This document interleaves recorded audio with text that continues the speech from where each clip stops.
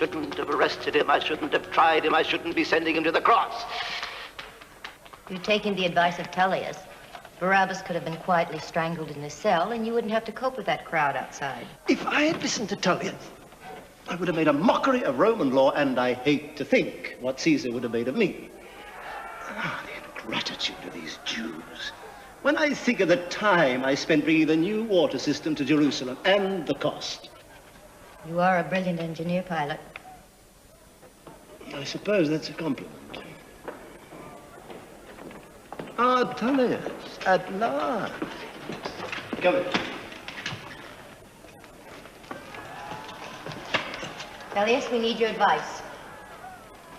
Perhaps you could indicate a little more clearly what you have in mind. Something that will sit well with Caesar. As you know, Caesar has ordered no compromise with Jewish extremists, particularly with mob heroes. You'll have to crucify Barabbas. Do you have an alternative? Is that what you call advice? Do you understand what's going on out there? Do you want this demonstration to turn into another uprising? If you don't crucify him, you'll offend Caesar.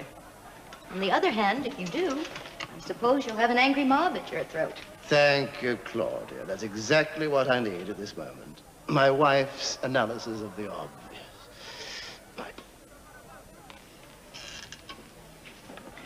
There is, of course, one possibility.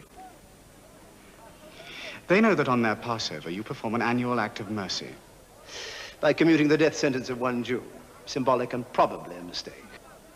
Last year, I seem to remember it was an arsonist. And this year? Are you seriously suggesting that I free Barabbas? A Jew who has murdered a Roman soldier?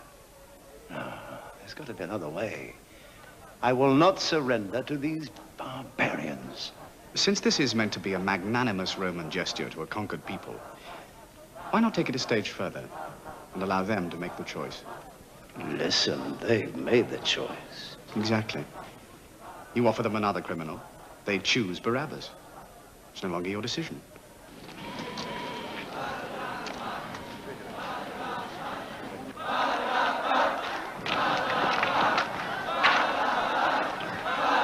Barabbas. Listen to it. These days I can understand. You must hate leaving the peace of the temple. The peace of the temple. How long will that last?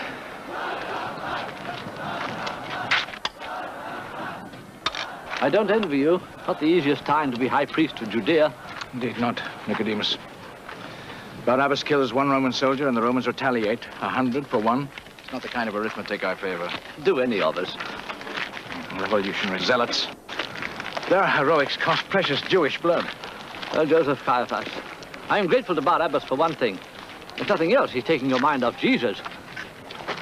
Well, that depends on whether you have made my warning to him clear. You know this heretic has been seen just outside the city?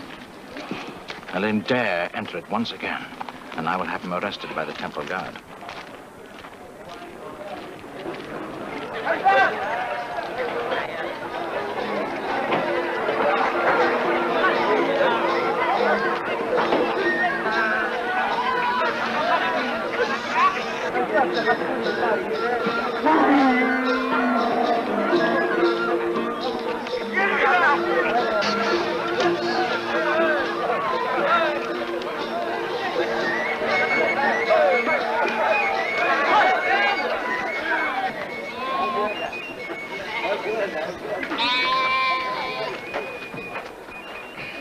There's the well. There's the man with the pitcher. Peter, how could he know that the man with the pitcher was going to lead us to the Seine? He arranged it. You can't all be miracles, you know. There's a practical side to them, too. Peter?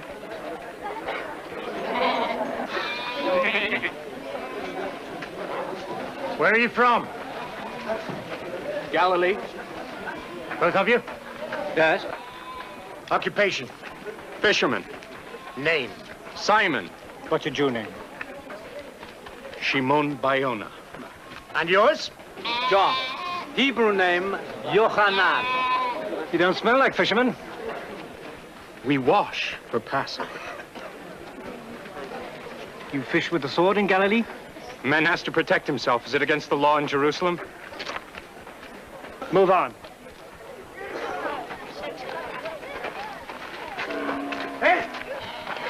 What do they think of Barabbas in Galilee? We don't know him. Of course. You were all faithful subjects of Caesar in Galilee. We render unto Caesar what is Caesar's, and to God what is God's. That is too well put for a fisherman. Who said that? Our rabbi. And what belongs to Caesar? Taxes. And your God? Love. Excellent. We could do with more Jews like your rabbi. On your way.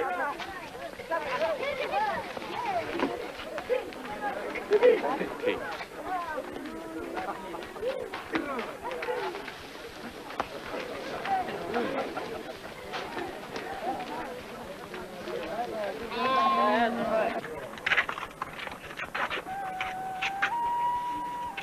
I am Jacob. Peter. John, come with me.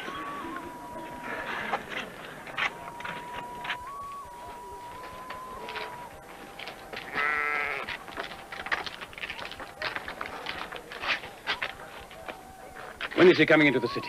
In time for the Seder. I was hoping he changed his mind. It's foolish, very foolish.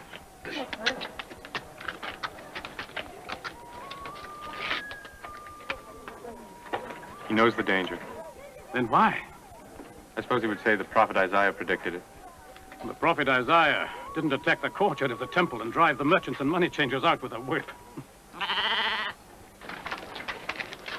What is the one thing these Jews are really passionate about? Their religion. What if we were to arrest one of their high priests, for instance?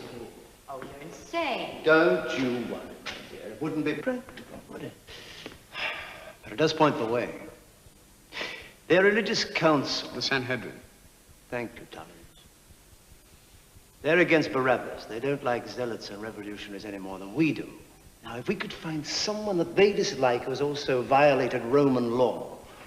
You'd have the same problem. You just have another Barabbas. Not if he has no political supporters, no mob behind him. There is a rabbi, a Galilean, I believe. And a few days ago, he started a rampage in their temple. His name is Yeshua Bar Yosef. How do you know? I've seen him. Well, I don't care who he is, as long as he's broken the law, and arresting him won't provoke further demonstrations. What if he's innocent? He's a Jew, Claudia. I'll look into it if you like. Yes, do. Before they start shutting themselves up for their interminable ceremonies.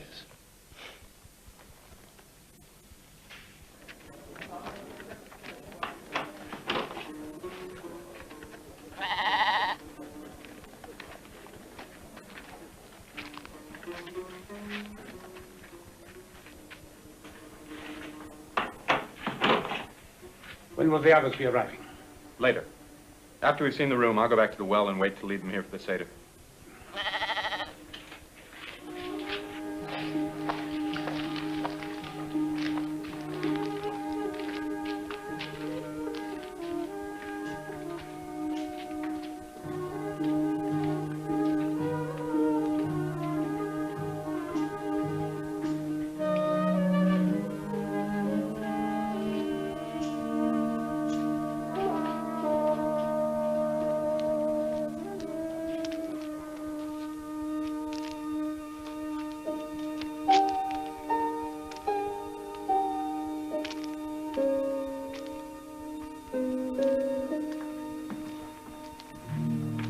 Approve, Peter? The rabbi will be pleased. My servants will look after you tonight. Thank you, Jacob, but that won't be necessary. I want to, Peter. It's the least I can do. Anything. Anything I can do, I'm at his service. Jacob, thank you.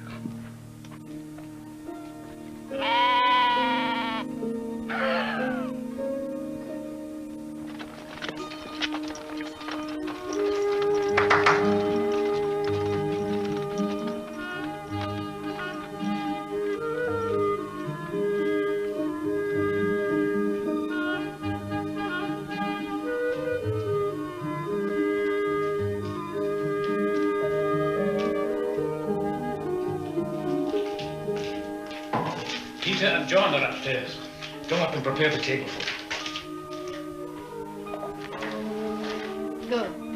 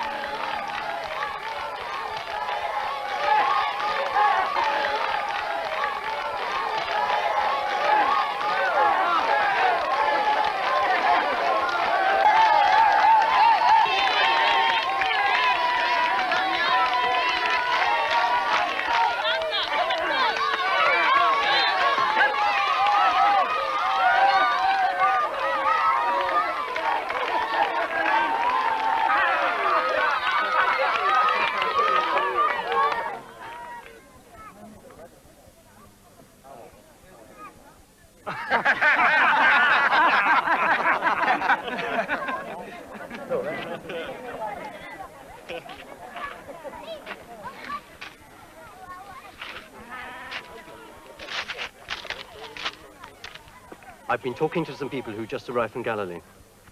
There's been rioting there. The Romans have killed more than a dozen people for protesting against Barabbas' sentence.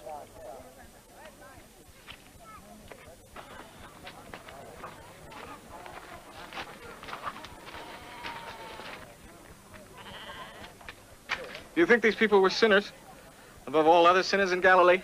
And that is why this happened to them? Of course not. It happened to them because they were Jews protesting against Roman tyranny. And when the Tower of Siloam fell in Jerusalem and killed 18 men, do you think it was because they were sinners? Do you, Judas? No, I don't. They were killed because the mortar was badly mixed and they happened to be working on the tower. What does that have to do with the massacre in Galilee? I'm saying that whoever does not repent will perish in one of many ways. I understand.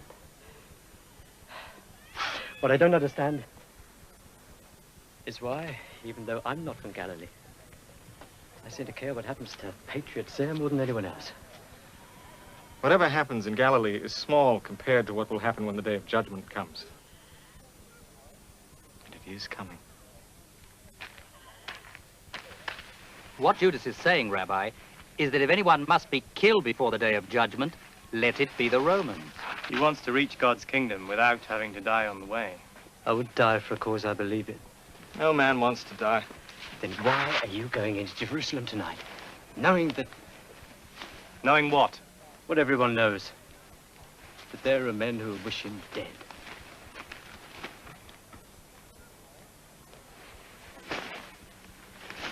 It is necessary that the Son of Man go into Jerusalem on the Passover, suffer at the hands of the lawyers and the priests, be betrayed and crucified, and then raised on the third day. Why don't you ever say directly that you are he? Judas,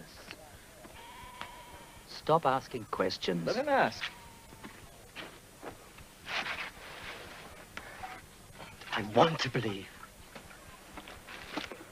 I do believe. But we're young. There are many Passovers ahead and a lot to do here and now. But I can't help thinking that as a Jew, you could use the powers we've all witnessed to help other Jews like Barabbas who fight the Romans. You think too much, Judas, and feel too little. But that is as it should be. I have given you and the others certain powers. Use that power well. And I'm asking you to help me use it to strengthen the unity of the Jews against the conquerors of Israel. You haven't listened, Judas. You seem to think that I have come to bring what you call peace on earth. For you, the earth is Israel, the only enemy, Rome. You must think in broader terms, Judas. You have all been with me for a long time, seen what I have seen. Misery, corruption, vengeance. There will be no peace yet. Nation shall rise against nation, kingdom against kingdom. There will be earthquakes, famines, pestilences, and fearful signs from heaven. I'm quoting you, Master. I want to give you an eloquence and a wisdom that your enemies will not be able to resist. It will not be easy. You must be secure in heart, or you will be alone. Betrayed by your friends. And even by your family.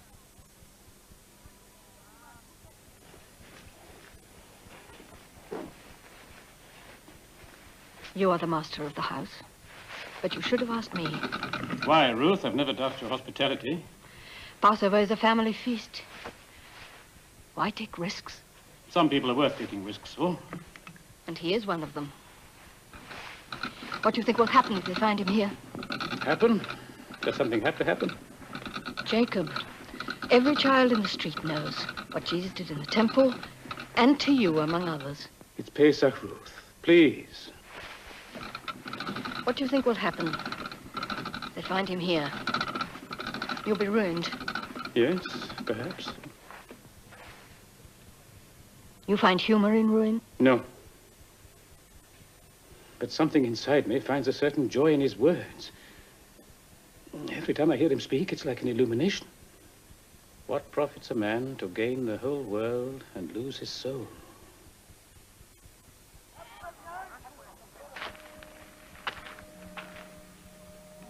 Before I became your disciple, I knew a lot of the people who are now your enemies. When we came to Jerusalem, I didn't think they'd recognize me. But they did. The first day at the temple, they tried to talk to me. I know. How? I saw them. Well, why didn't you tell me? Oh, you confuse me. Why do you think I've been trying to stir up your anger over what happened in Galilee? To turn me back to Galilee. Now? Yes. I've seen you angry before. Why not now? Of all my disciples, I've sometimes felt closest to you because you've understood my words best. But what you expect of me, Judas, is so much and so little. Life here instead of life eternal through my death. If you think you can change that, for my sake and yours, I shall neither stop you nor judge you. What do you mean? I'd rather die. I know that too. Come.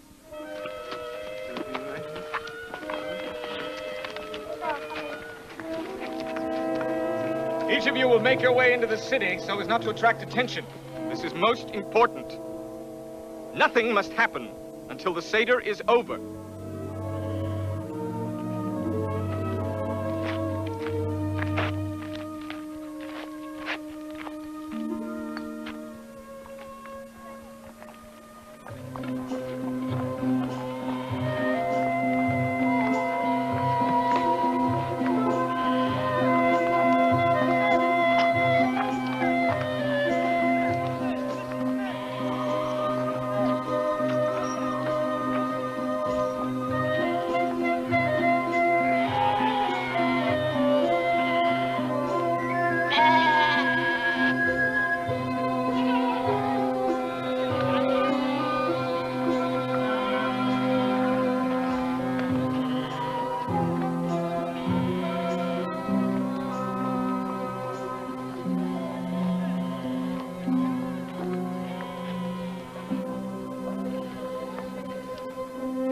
Each of you will make your way to the well. Peter will be waiting there to take you to the Seder. Go now. And be careful.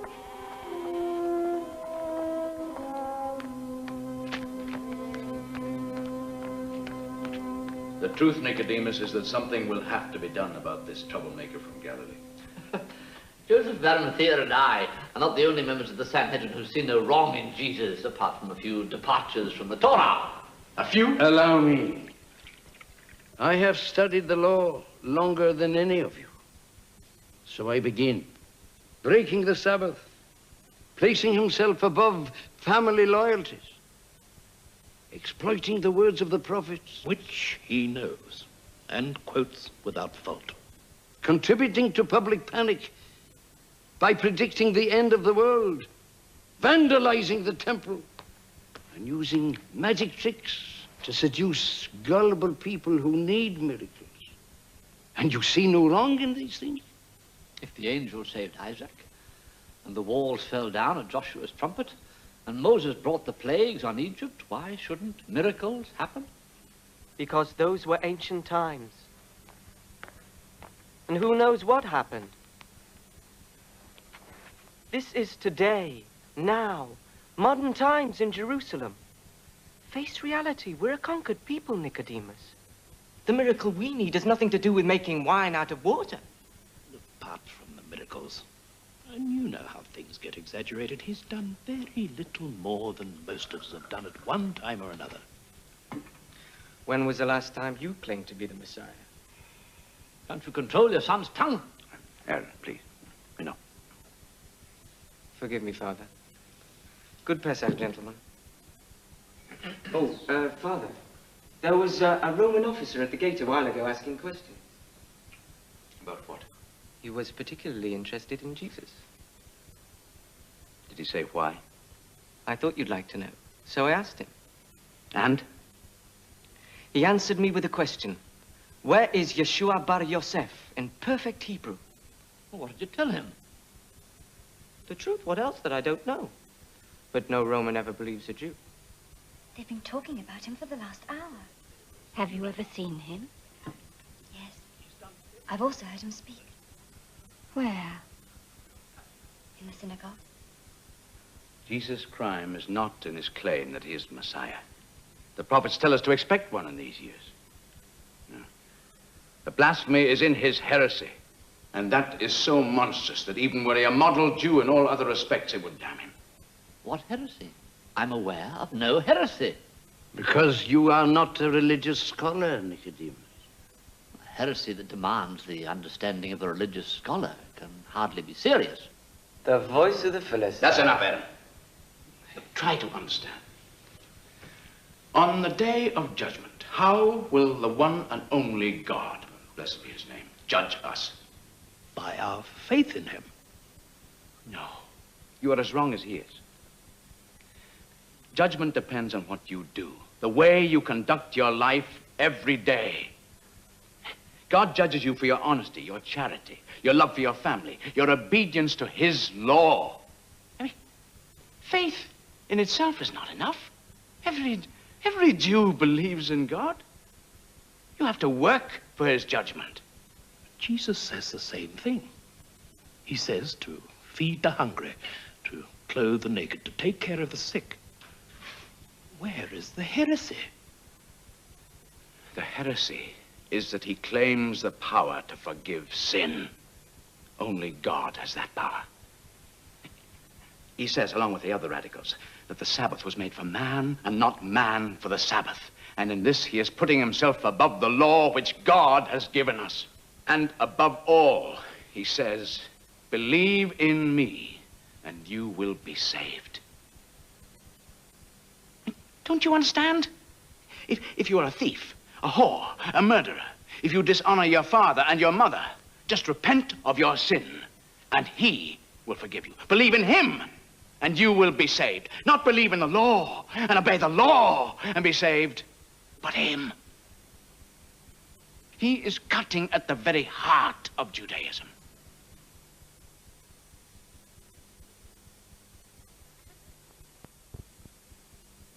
Sire.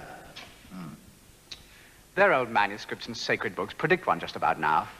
No one really believes in it. But since his arrival signals the end of the world, aspiring messiahs like Jesus tend to make the Jews a little nervous. But is he a criminal? Their lawyers and rabbis take a poor view of him. I have a strange feeling that given the proper encouragement, they might even charge him with blasphemy. That's not enough. The Jew we want must also have violated Roman law, or at least appeared to have done so. There's an old political device, Tullius. It's called a fixed trial. This report says that he calls himself king. King of the Jews? That's not bad. That could be read as sedition. There's only one king, and that's Caesar.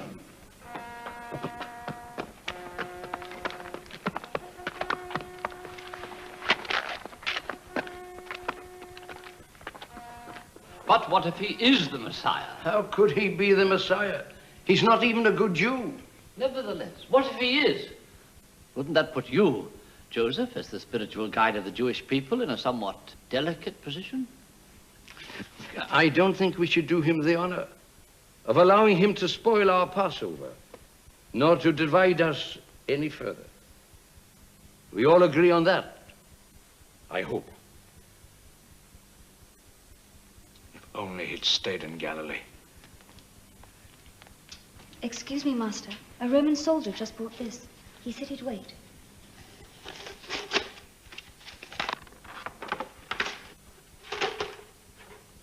It's from Pilate.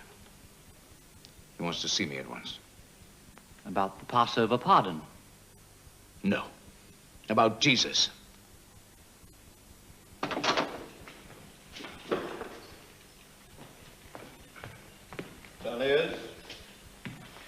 I'm sorry it took so long. I stopped to get this. It's a list of the men who traveled with Jesus. For what purpose? They may try to help him escape. I've tried to find out as much about them as possible. They're mostly fishermen. Fishermen? Go on. The two known as Peter and Andrew are in partnership with James and John. They seem to have employed several of the others at one time or another. Well, Claudia, now you know where to get fresh fish. Shall I go on? Yes, Tullius, please do. Simon, also called Peter.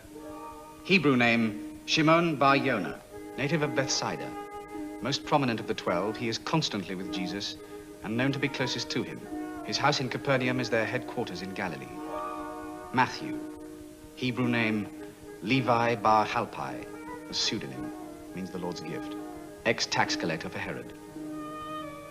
Philip, also known as Pinchas, thought to be a disciple of John the Baptist, who was, incidentally, decapitated by Herod.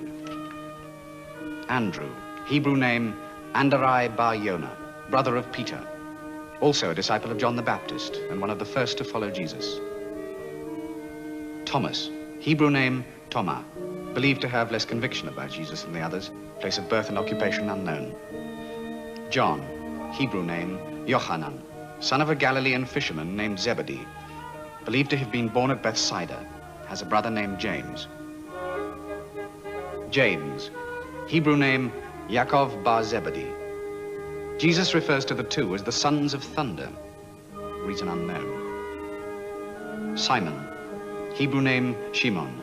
Peter's name was Simon until Jesus changed it to avoid confusion with this one. Nathaniel means gift of God. Hebrew name, Bar Talmai. Comes from the village of Cana in Galilee, brought into the group by Philip.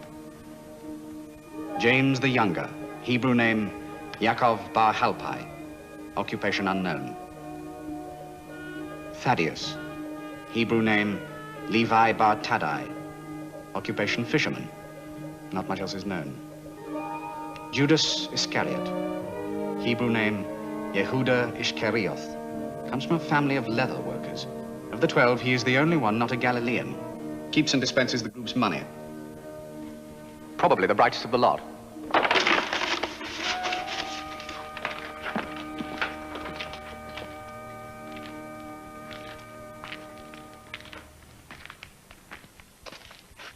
I am the high priest, Joseph Caiaphas. Yes, Rabbi, I know. The procurator is expecting you. Come this way, please. I'll wait here. He'll understand. Understand what? That a Jew defiles himself by entering the home of a Gentile. I'll be back.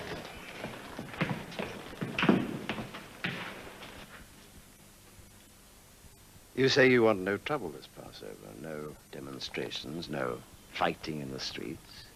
No, we don't. And why haven't you arrested him? We can't during Passover. Why not? I've seen your temple guards arresting pickpockets. Pickpockets, yes, Excellency.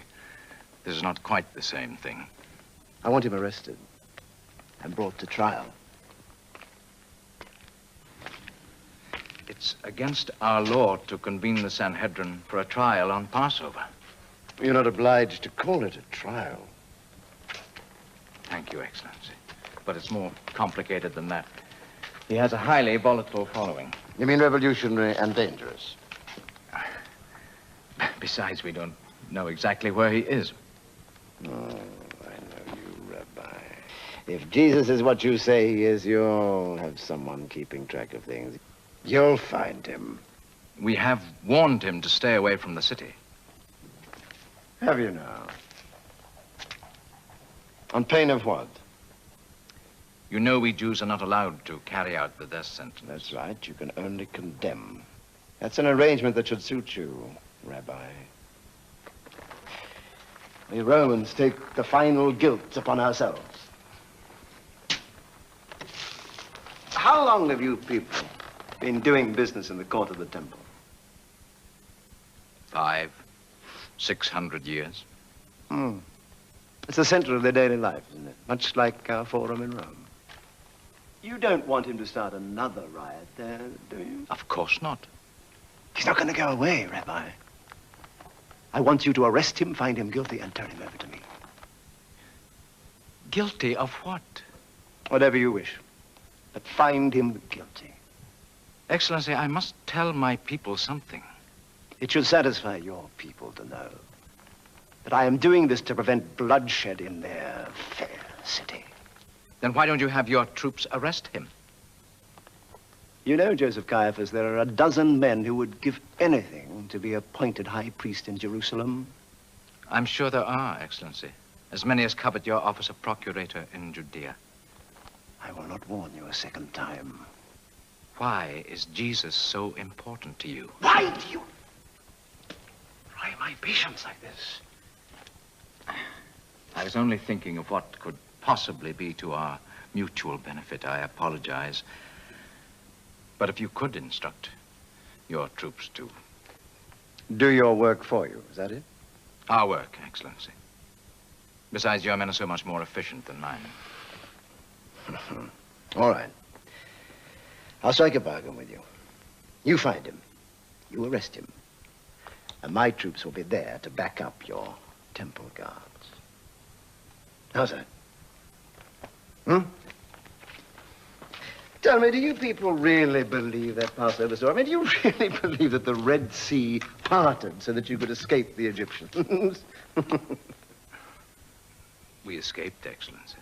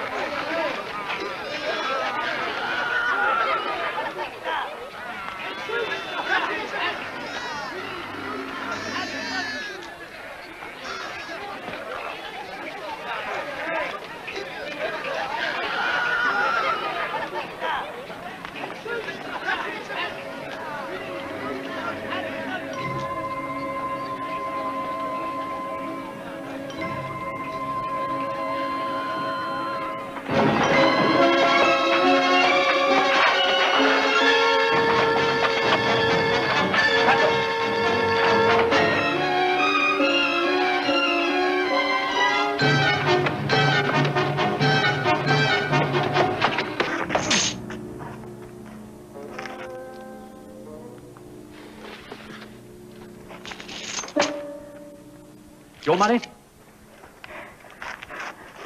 Whose is it then? Did you steal it? No. I believe you. Give it to me. It belongs to other people. Who? They're friends of mine. Oh, that's what I thought. And I know the names of at least one. Of course I know yours. You're Judas. Judas of Kerioth. No, you're mistaken. No, I'm not. They pointed you out to me the other day at the temple. What do you want? To know who else is in the city? Jesus, for instance. I don't know where he is. I swear, I don't. The one you'll have to convince is the high priest. What possible interest can Pilate have in Jesus? If anything, Jesus has gone out of his way not to offend the Romans. I know Pilate. He has some devious purpose in this. Well, from what you said in the past, I should think you'd be happy to hand Jesus over to him. Jesus is dividing us with his fanaticism. And anyone who divides us feeds the Romans. If I had not listened to you and his other so-called friends, I would have had him arrested after the outrage at the temple. Done what with him? The right thing by my conscience. I would have had him tried for heresy by a properly convened Sanhedrin. With Passover, that is out of the question. What will you do, Mason? I'll try to find him. And if you do find him? I will do whatever has to be done. Even to handing him over to Pilate? Yes, Nicodemus, yes! The survival of our people hangs by a very thin thread, and I will not have it threatened that much for the sake of any one man.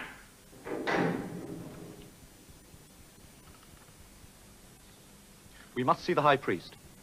I'm sorry, I can't disturb him. He has guests. Important guests. Do as you're told, and quickly.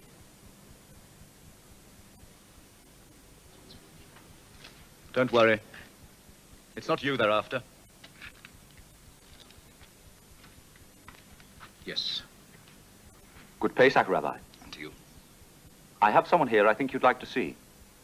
Who is he? He's one of Jesus' disciples. We spotted him coming into the city. He was alone? Yes. What is your name?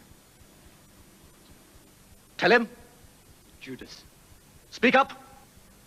Judas Iscariot, Rabbi. Bring him in. You say he is not in the city? No. Then he is outside the city. I don't know.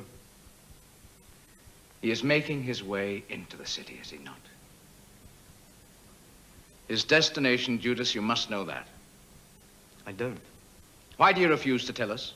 Because I love him. You also have your duty as a Jew. He feels he has his duty. What he feels is dividing the Jewish people at a time when it is desperately important that they act in unity. That has to be stopped, Judas. It's painful to betray what you love. Do you think that a God-fearing Jew, be it you or any other, should lie to his spiritual leaders? Would Jesus lie? No. Then do as he would. What will you do to him? That must be for us to decide. If his destiny is to be betrayed by one of his own, it's right it should fall upon me. I've already committed that sin in my mind. Even today he was trying to tell me. And now I understand. My only concern is not to protect myself, but him until the Seder is over. It is what he wants. And I have the power to do it by striking a bargain with you. A bargain? Is that really what it comes down to? I assure you, you will be rewarded for your services. I don't want any reward. So? I can't tell you where he is because I truly don't know yet. But someone is waiting to take me to him. And if you detain me any longer, that person will go and I'll have no way of finding him. And if you release me but insist on having me followed, I shall refuse to go. And nothing you can do will force me. That much free will I still have. You're free to go.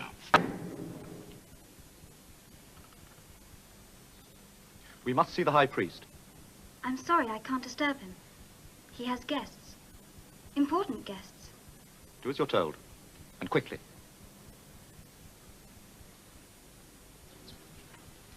Don't worry.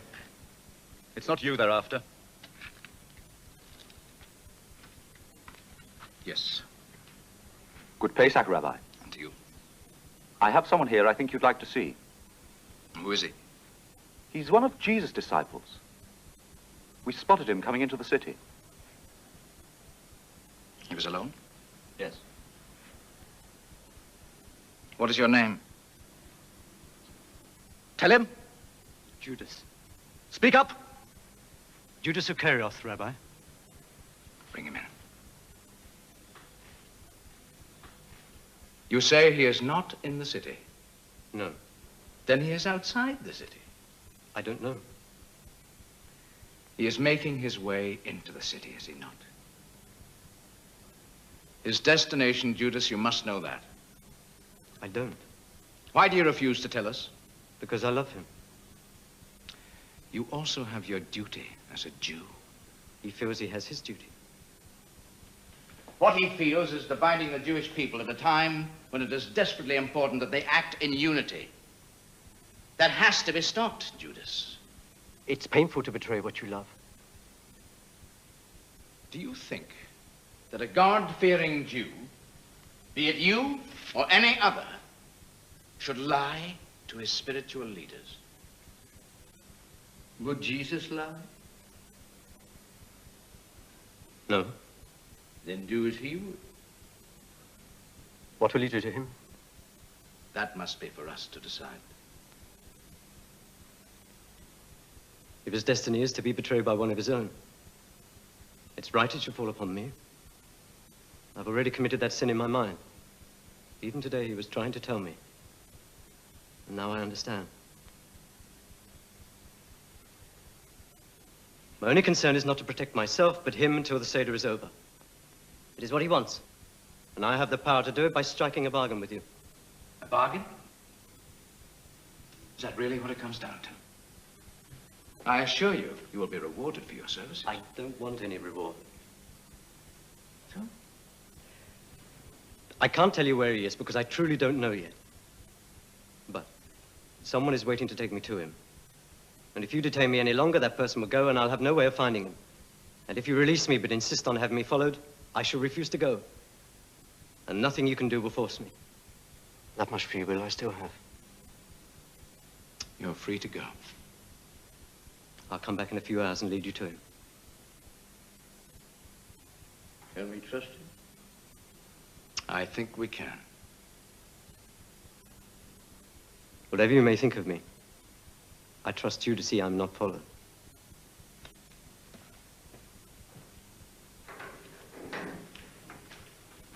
Traitors, trust.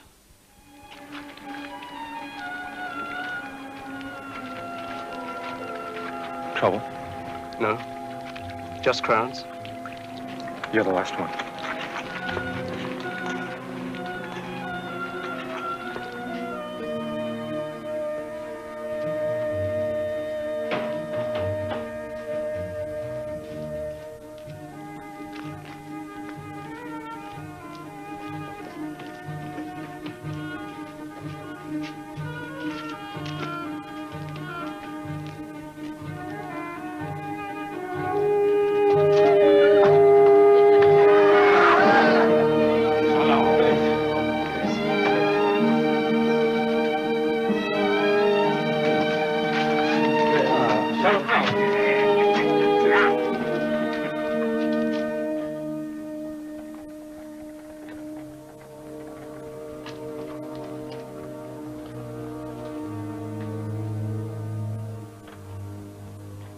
Why did you insist on coming to Jerusalem tonight?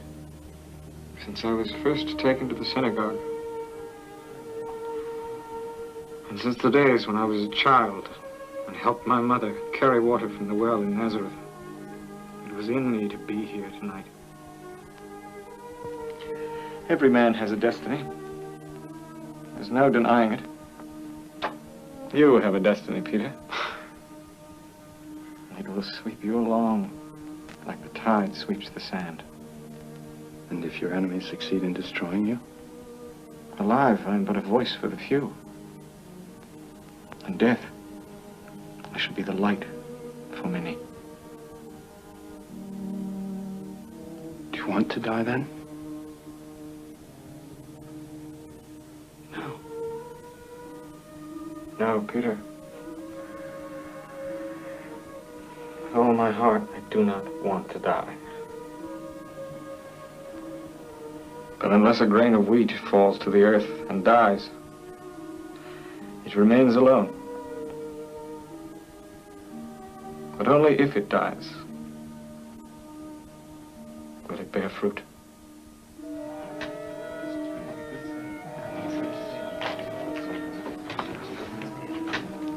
I think you have all you need. Thank you, Jacob. And thank your wife. I know she must be worried, so please tell her I shall be leaving as soon as the Seder is over. Where will you go? Better for you not to know. Good Pesach to you, Rabbi. And to you, Jacob.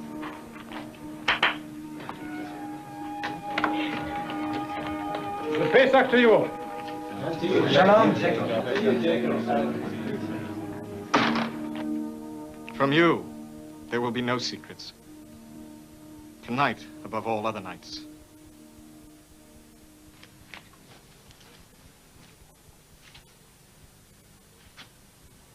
Where have I gone to pray these last days?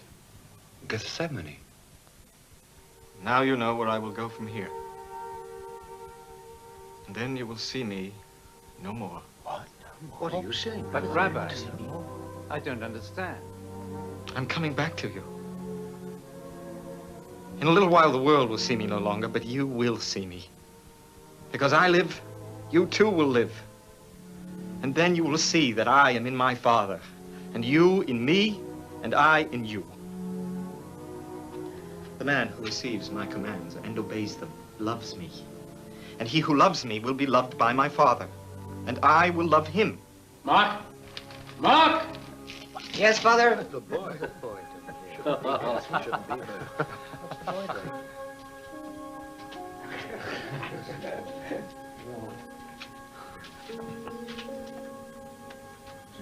I like being with you. Is it wrong? No. Can I be a disciple? Knowing my secrets makes you one already, doesn't it?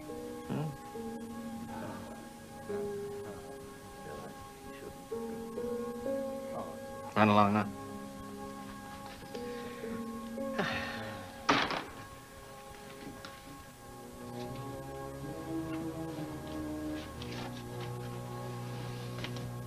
Master.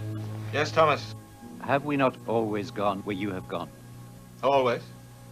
But where I go tonight, you cannot follow. It's hard to accept. Thomas, isn't it enough I tell you what you should know already? Why? I will follow you now, anywhere, to prison. Yes, So does me. Peter, Peter. Before this night is over, you will deny me not once, but 3 times as the cock crows. Deny you? Take me. I will give my life for you. So will I. So will I. So will I. We all will. Stop it! Do you want the whole of Jerusalem to hear us?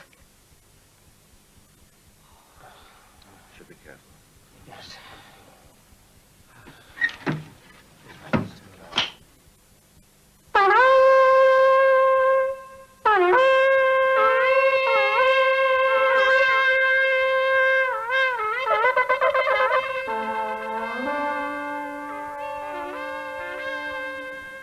Shall we start the Seder?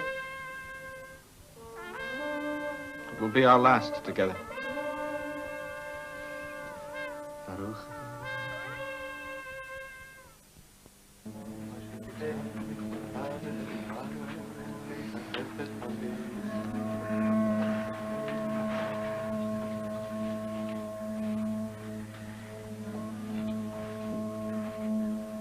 Baruch atah Adonai, Eloheinu melech haolam, asher kideshanu b'mitzvotav, v'tzivanu lehadlik ner shel yom tov. Amen.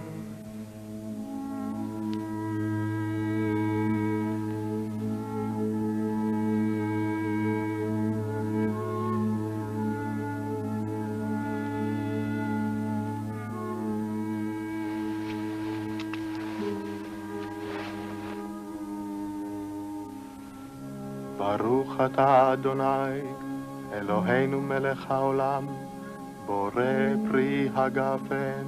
Amen. Baruch atah Adonai, Eloheinu melech haolam, borei pri hagafen. Amen.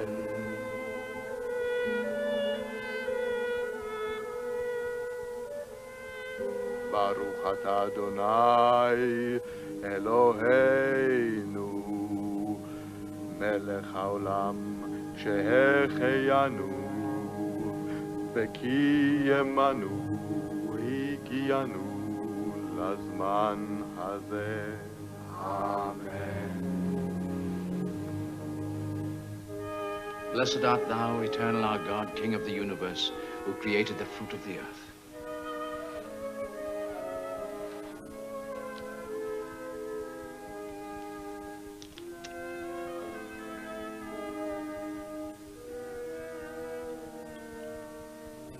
This is the bread of affliction, which our forefathers ate in the land of Egypt.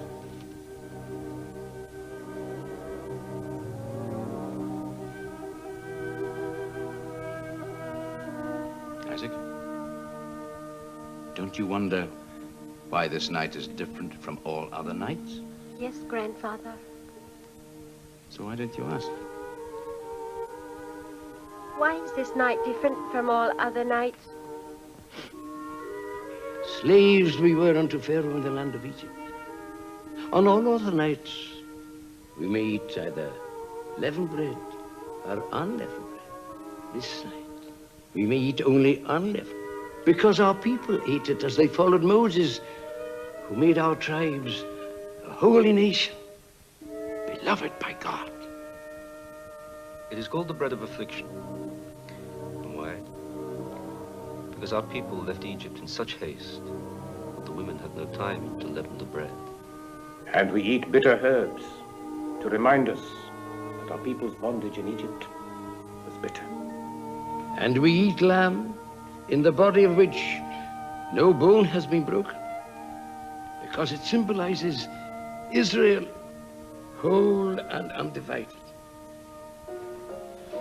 I long for the day when I can leave this sandbox of a country. I can't imagine why I find it so fascinating. There's an atmosphere.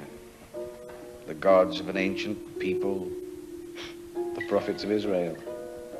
You almost expect to see one of them coming around the corner. Did you know that at their Passover ritual, the Jews always save an empty place for the prophet Elijah? He's the one who prophesied the coming of the Messiah. They mean that. They believe it. It's a very literal religion. Are you implying we don't believe, Tellius? No, I'm afraid we don't, my dear lady. No fashionable Roman seriously worships the gods anymore. Oh, if you've conquered the world, and we have, you don't need the gods. We need them even more. How many countries have we conquered in the name of our gods? How many people have we slaughtered in the name of our gods? How many slaves? Oh, all right, Claudia, you've made your point. How many of their synagogues have been destroyed by how many conquerors? And according to Jesus of Nazareth, the temple in Jerusalem is about to be leveled to the ground. That prediction hasn't made him very popular with his fellow Jews. It doesn't do any good to destroy their temples. It's in their heads. You can't cut off that many heads, can you, dear? Someone's going to try to, sooner or later. By the gods, they're stubborn people.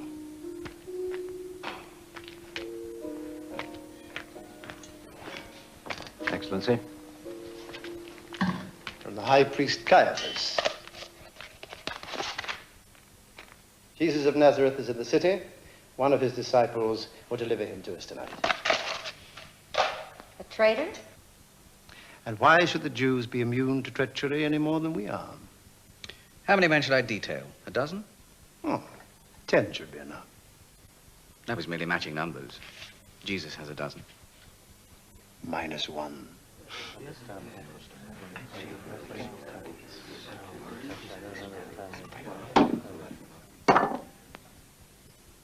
Hear me now. I wanted to spend this Passover with you because it will be my last. I will not eat of bread until the prophecy of Elijah is fulfilled. And the kingdom of God is here.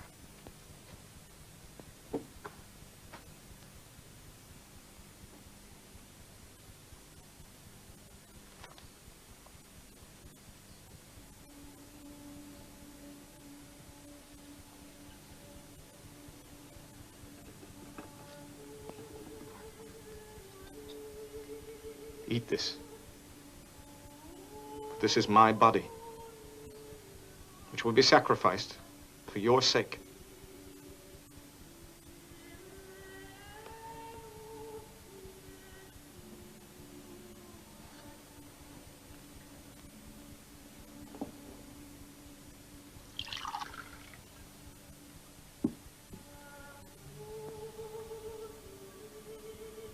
Drink this,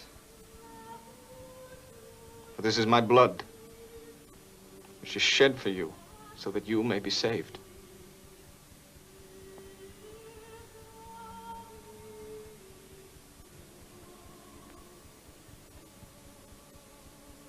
From this moment on, I will not drink of the fruit of the vine until I have suffered, and the kingdom of heaven has come.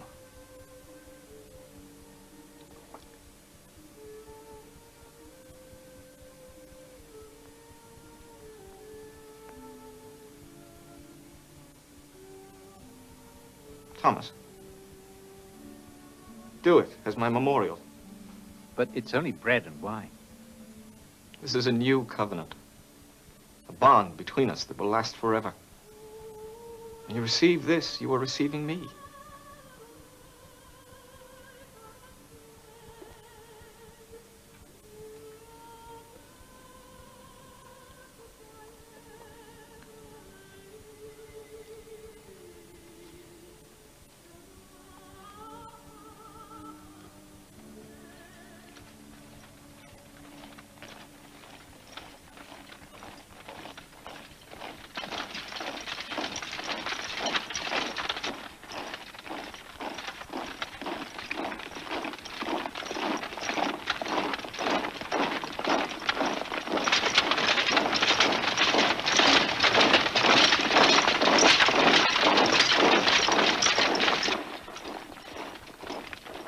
Listen to me and understand what I say now, so that the prophecies may be fulfilled. I tell you that one who eats bread with me will lift up his heel against me. I tell you this before it happens, so that when it happens, you may know that I am he.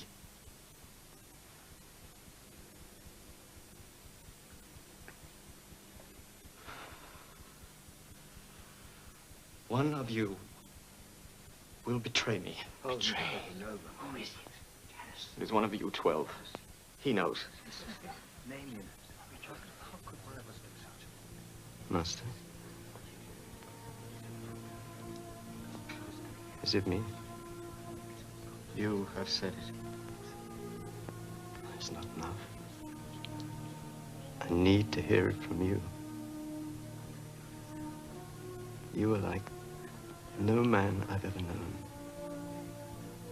That's why I thought in the beginning you were the Messiah. The Messiah come to free us from Roman domination. I no longer believe this. I don't believe that Roman domination means anything to you at all. And if it did, and you were truly the Messiah, you would sweep them from our land. When the time comes, you will do what you have to do. It's so quiet up there. Do you think they've gone? Not yet. Oh, Jacob, I wish they would. You think of me as your master and lord. And you think well, for so I am. Now, if I, your lord, wash your feet, should you not wash each other's feet? By my example, should you not do for each other what I have done for you? I'm speaking to you of love.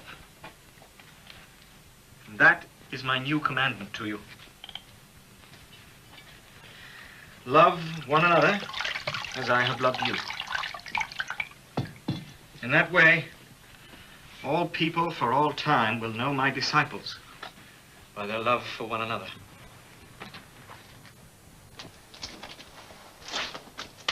You're leaving us, and yet there's still time for us to get away together. We could go to Bethany or Ephraim. No. I will not go to Bethany or Ephraim. I did not come here tonight to return to Galilee. Understand? All of you. The prophecy must be fulfilled.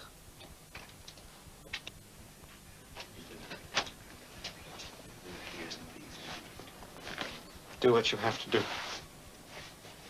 Quickly. What shall I do with this? It's not mine. Give it to the poor.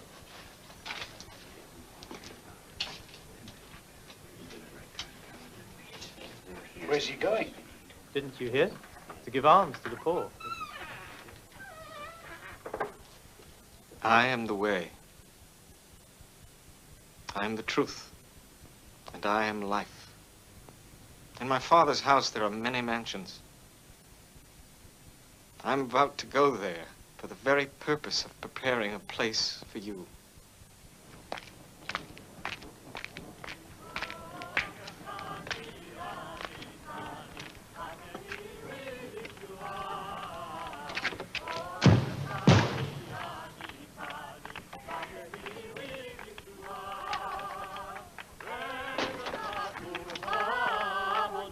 Yes? I want to speak to the high priest. I was here earlier. He is expecting me. I'm sorry, I can't disturb him now. He's celebrating Passover. He'll want to talk to me. Wait here.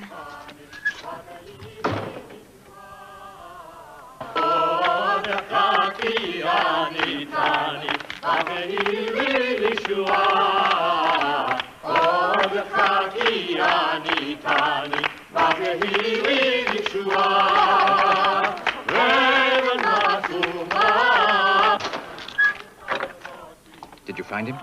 Yes. Where is he? At the house of Jacob the merchant. Aaron! You must hurry. Our Seder is almost over. Perhaps theirs is too. Go to the temple. Tell the guards we are ready. I'll send word to Pilate that the time has come.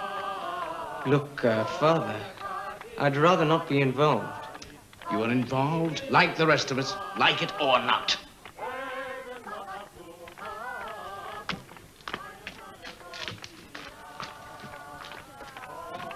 They're going to arrest Jesus. How do you know? That man who was here earlier. He's come back to tell the rabbi where they could find him.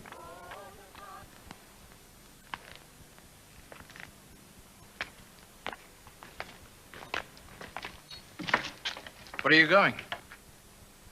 I'm leaving Jerusalem, going home. You can't. I need you when we question him. You'll be able to tell us if he speaks the truth. I couldn't do that. I've told you where you can find him. That's all I'm going to do. I just don't want to face him. You have nothing to be ashamed of. You still don't understand. I loved him. I probably still do. I'm only doing this because it's dangerous for all of us to let him go on this way. I'm sorry, Judas. But you must be with us. Good night, Rabbi. Judas. Stop him!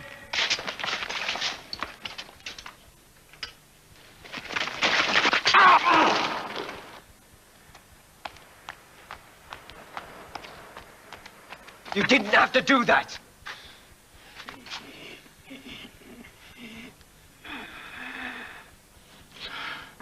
Don't provoke them. There's nothing you can do.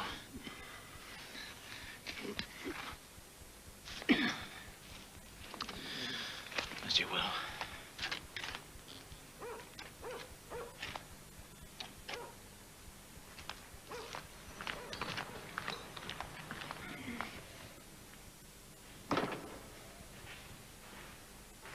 Pilate, why don't you come to bed? Because I'm not tired. Come in.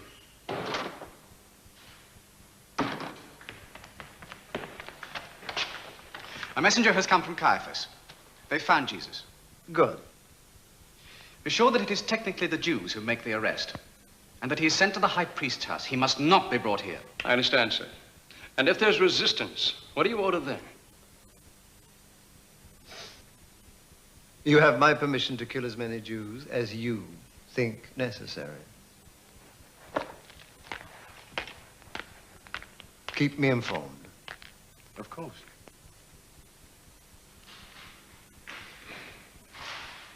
Attention! Quick march!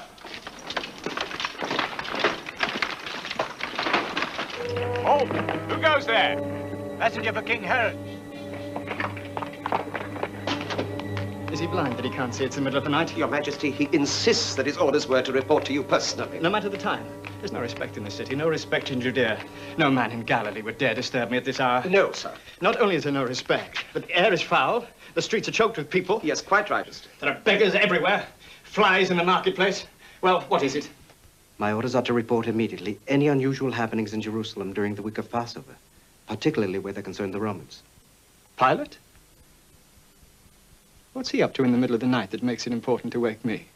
He was visited this afternoon by the high priest. Are you sure? Yes, Your Majesty. I find it hard to believe that the high priest would soil himself by entering the house of a Gentile. He was in the courtyard, Your Majesty. I saw him go in and I waited for him to come out. Just a little while ago, the centurion, Abinadar, marched out with a platoon of Roman soldiers. And? I overheard their conversation. They were on their way to the house of the high priest. It's amazing, isn't it? Perhaps we shall see the day when Jews and Gentiles will be scrubbing each other's backs in the public baths. What else did you overhear? They were going to arrest the one known as Jesus of Nazareth.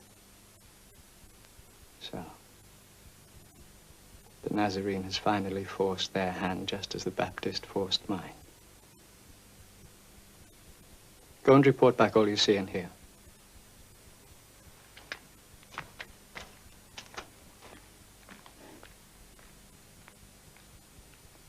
I would take it all back now if I could. I dream and dream. But I tell you, I would rather have the Baptist standing in the Jordan River shouting his insanities to the world than lying in my memory as he does. I had his head, you know. The head of John the Baptist on a silver platter. And there was dancing and drinking. Salome. Salome.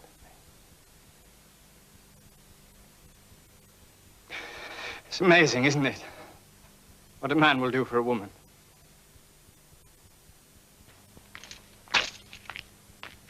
What's this? Money. For what? 30 pieces of silver.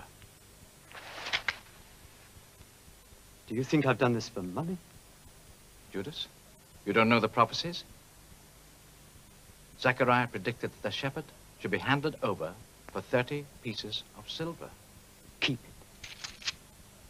Jesus is living by the prophecies. I intend to follow his example. 30 pieces of silver. That may have been a lot of money in Zechariah's day, but now it's a pittance, the price of a slave. Give it to the synagogue. It's blood money. Give it to the potter who keeps that land for a free cemetery and buy some poor person a grave. No, Judas. It's yours.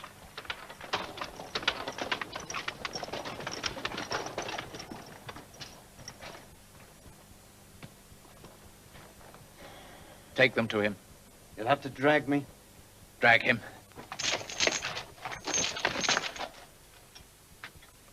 You will lead them to him, and you will point him out. Do you understand? Do you understand?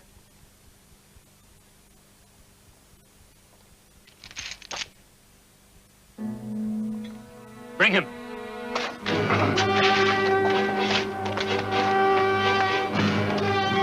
My orders are to accompany your men, not to interfere in the arrest. Only if there's resistance, am I to take action. Aaron? Yes, Father. I want you to go with them. But you know how I feel. Go with them.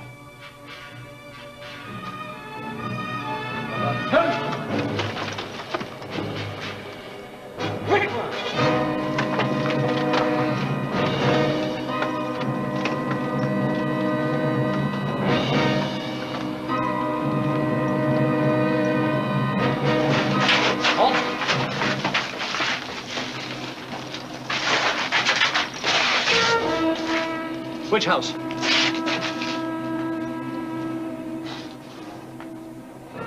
Move!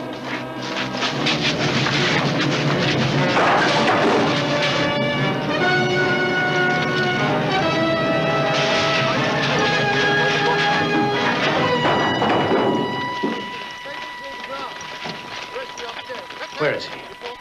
Why have you broken into my house in the middle of the night? Where have they gone? I told you. I don't know. Where is Jesus of Nazareth? We know he was here.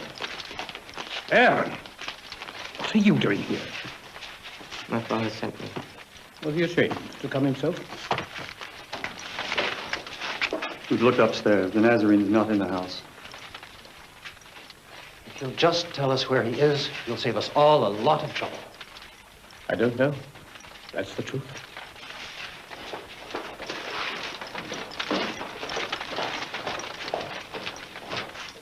I told you this would happen.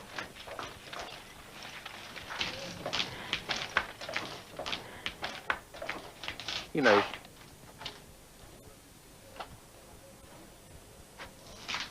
Tell us where they went, Judas. We don't want to be at this all night. Perhaps he went back to Galilee. In the middle of the night? Perhaps he went to Bethany or Ephraim.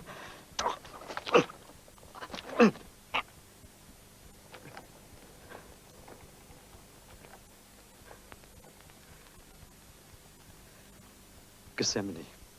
The hill with the olive press. Douse your torches.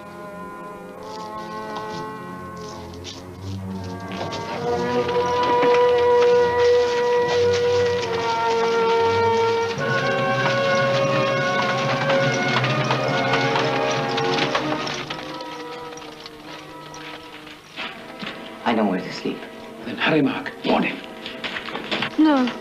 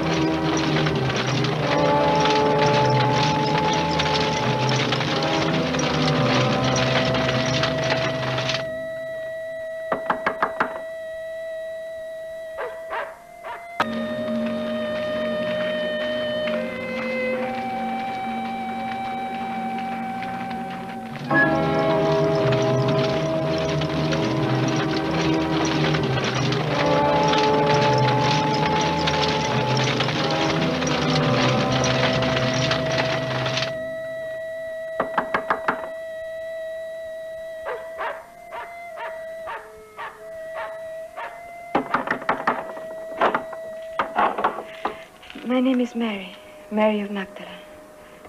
I was told I could find Jesus of Nazareth here. I know nobody by that name. I'm sorry. I'm sorry I bothered you this late. This man you're searching for, Yes. is he a friend of yours? A friend? Yes. Yes, he is.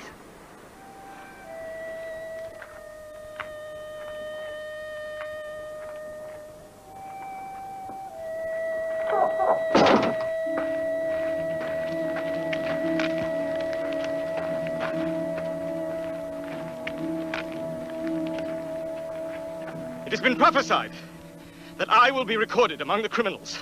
That is about to happen. You will be hated and persecuted because of me.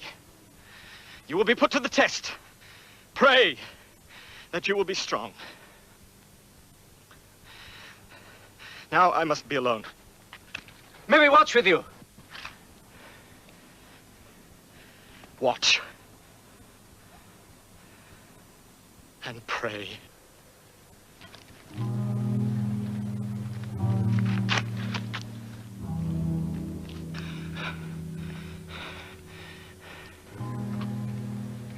He wants them to take him.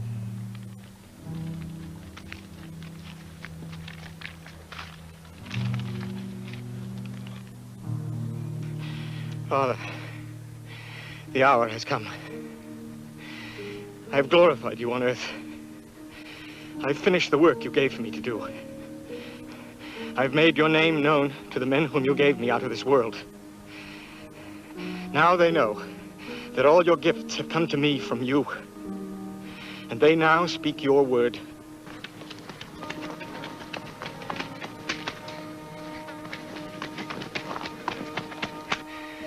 And now I'm coming to you. But while I'm still in this world, I ask that you protect by the power of your name all those whom you have given me, that they may be one as we are one. For as you have sent me, so also have I sent them. And for their sake, I consecrate myself, that they, too, may be consecrated by the truth. And it is not for these alone, I pray, but for all those who have faith in me. May they all be as one, as you, Father, are in me and I in you. So also may they be in us, that the world may believe that you did send me.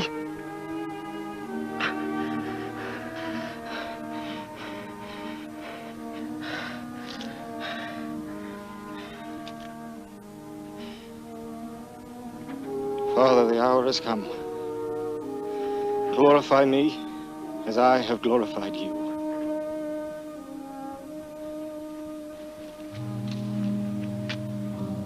Peter. Peter. Aren't you able to keep awake with me, even for 1 hour? I know. The spirit is willing, but the flesh is weak. Oh,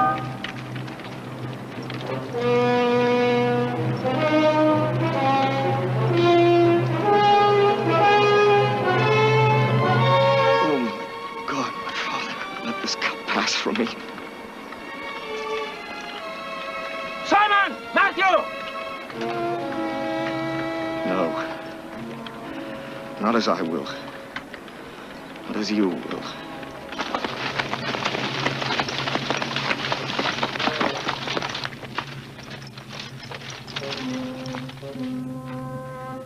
Which one of these men is Jesus of Nazareth?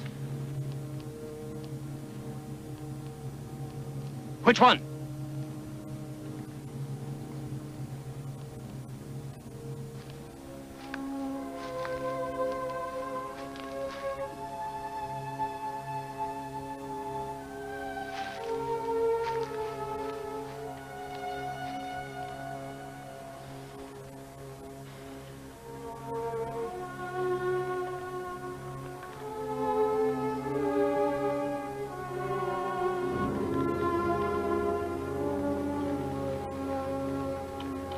I am Jesus.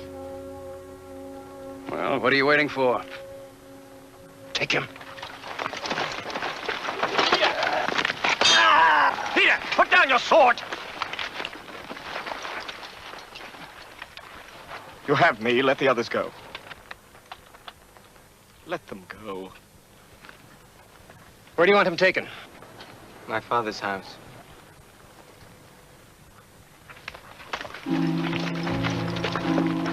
Haven't I taught you that those who live by the sword shall perish by the sword?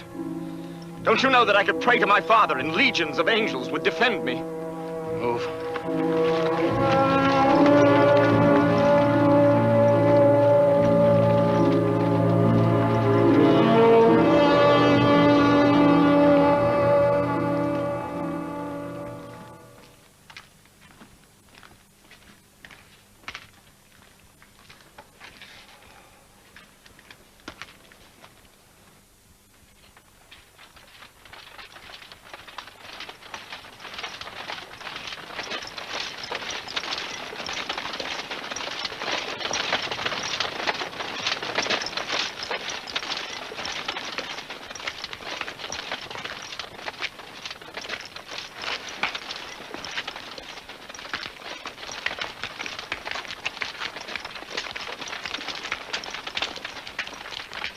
Open the gate! Are you asleep?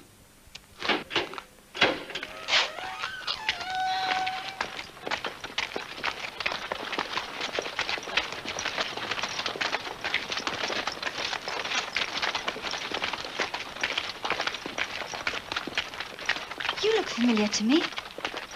Haven't I seen you with Jesus when he was preaching? Couldn't have. I've never heard him preach.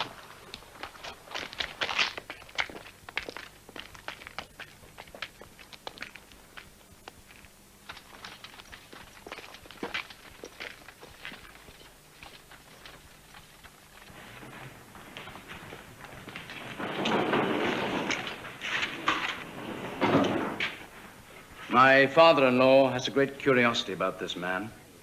I would like to see him before we begin. As you say.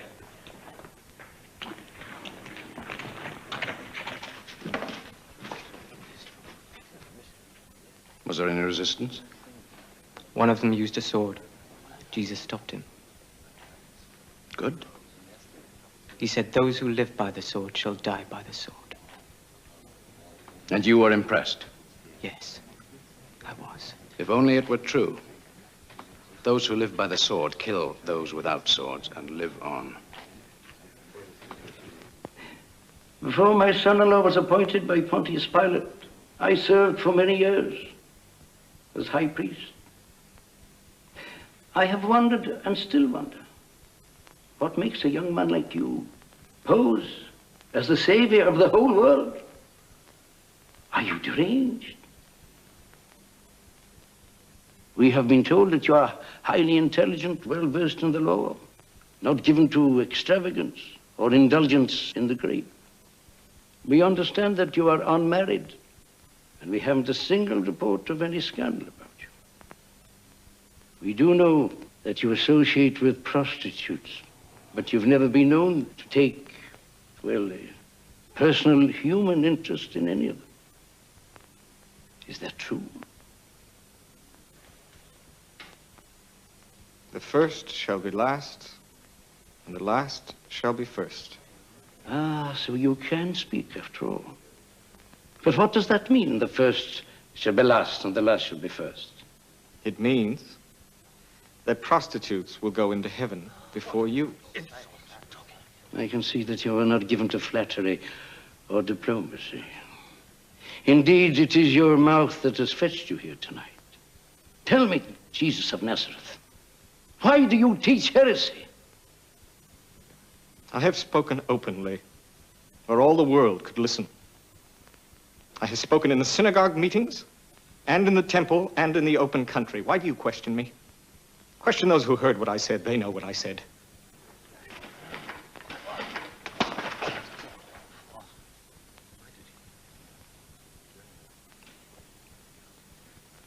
If I was wrong in speaking this way, then prove me wrong.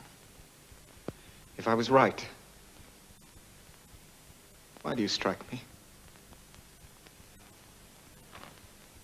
No, let him be.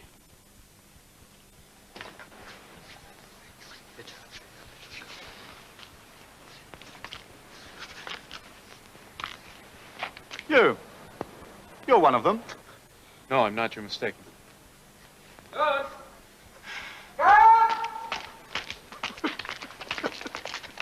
The rabbi's expecting you, gentlemen.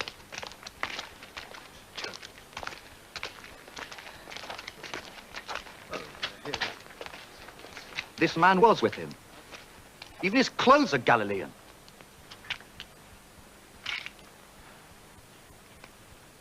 I don't know what you're talking about. I don't know the man.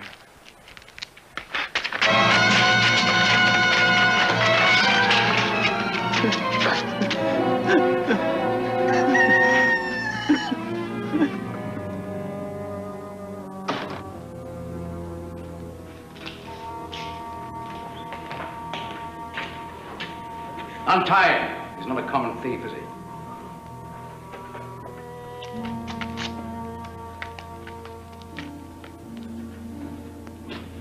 Jesus of Nazareth, the question of blasphemy has been raised in connection with your preaching. Have you anything to say?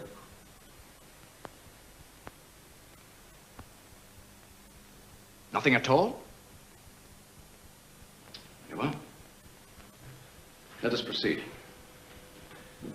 Honorable men of the Sanhedrin, here is a man who is, supposedly, against violence, a man who teaches brotherly love. And as such, he comes to Jerusalem. And what is one of the first things he does? This man of love. He goes to the temple, this man of peace, this man of non-violence, and he overturns the tables of the money changers and the benches and cages of the dove sellers. He fashions a whip out of cord, and he lashes them out of the court of the temple. The merchants, the sheep, the lambs, the cattle. And throughout it all, he is shouting insanely. Would you tell this august body exactly what it was you were screaming? If you are able to remember, that is. You have turned my father's house into a marketplace. His father's house. Can you imagine that? He calls our holy temple his father's house. This carpenter from Galilee, who was known to associate with prostitutes and collectors of Roman taxes and all manner of other disreputable people, calls our holy temple his father's house.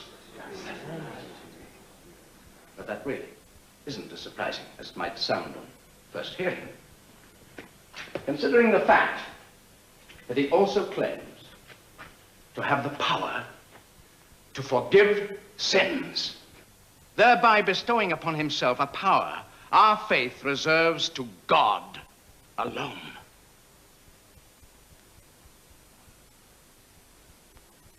But neither is that altogether surprising, since he also claims to heal the sick, raise the dead, give sight to the blind, feed thousands upon a few loaves and fishes, and walk on water.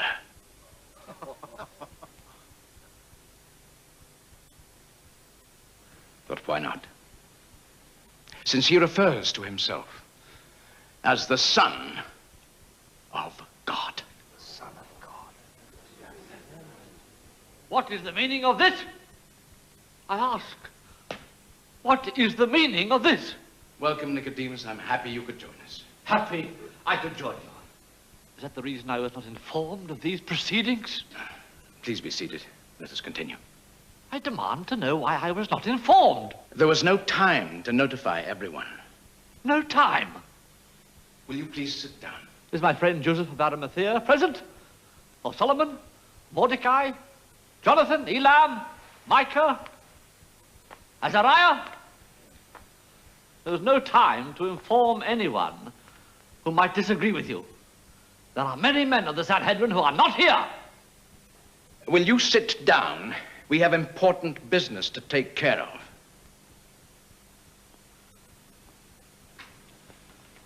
Yes. You are doing now what you have wanted to do for a very long time. How many times have you sent men to trap him? And how many times have they returned, as I did, impressed with his knowledge of the law, his philosophy, his hatred of hypocrisy, and his love of the truth?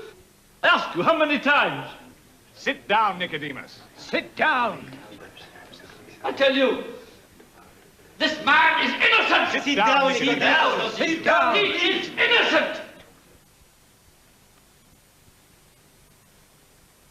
And much as I would like to leave out of shame, I will not leave. I will remain here on behalf of the many of our membership who will ask, how could this happen? Shall we hear the evidence?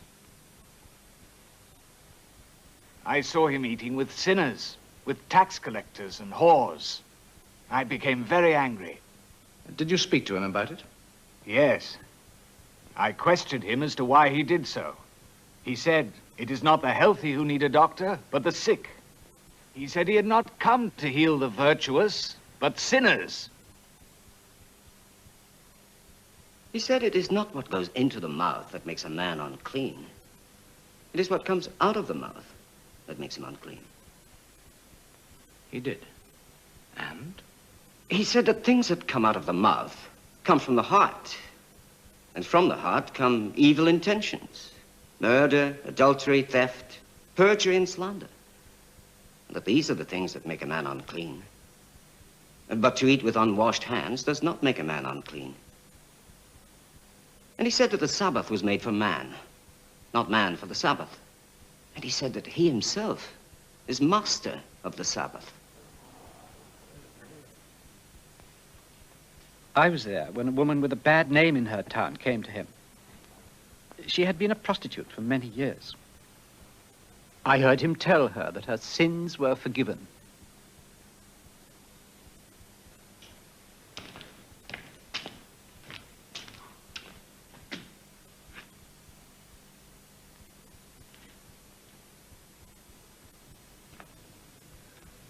Tell us, please. Do you know this man now standing here charged with blasphemy? Yes. Not well, but I know him. You don't know him well, but tell us, what do you know of him? I was in the synagogue on the Sabbath when Jesus of Nazareth came to teach. Would you tell us, please, what he taught in your synagogue on that Sabbath day? I don't remember all he taught.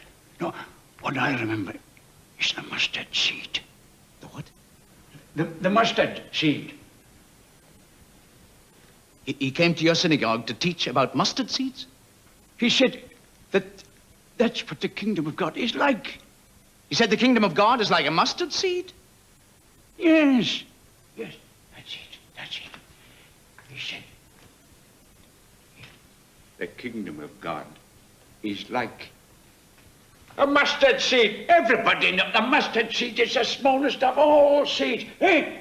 Once it's sown in the earth, grows and grows into the biggest shrub before it becomes a tree, and puts out such big branches. The birds of the air can build nests in it. Oh. Jesus of Nazareth made an impression, I can tell you, not just on me, on everybody that was there. In what way did he make an impression, apart, that is, from the story of the mustard seed? Well, you see,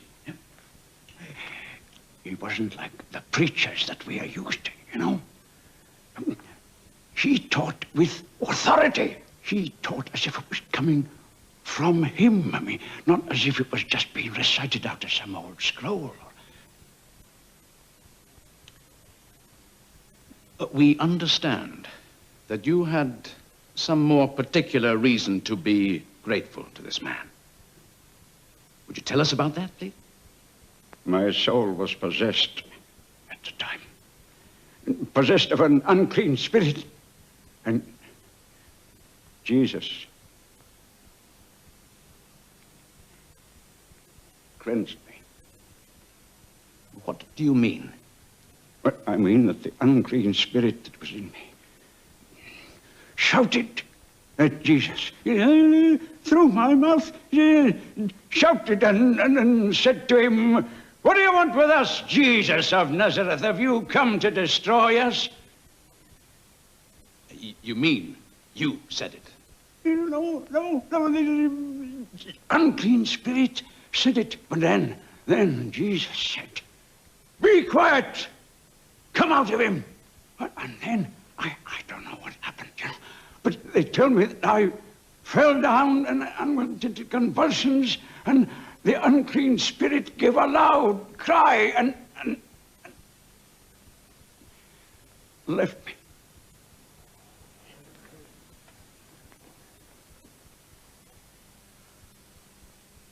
What you have just described is sorcery. Say what you like. He did more for me than anyone else has ever done. He cleansed me. I love him. Oh.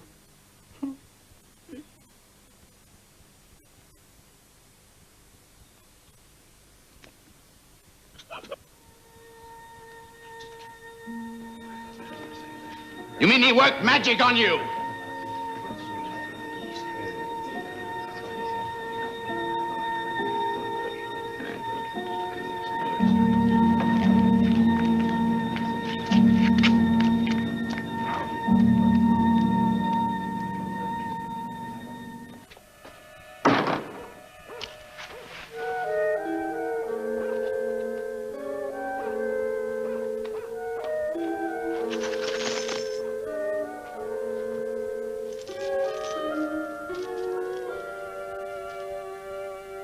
I had to do it. No. No, I had to. I never wanted the money.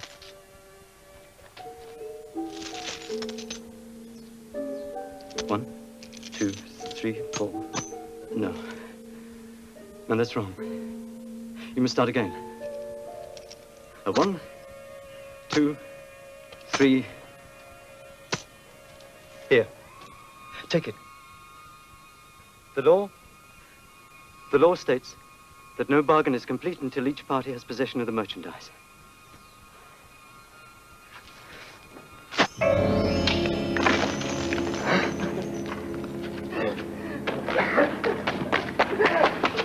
And I heard him say, I have the power to destroy the temple of God, and in 3 days build it up.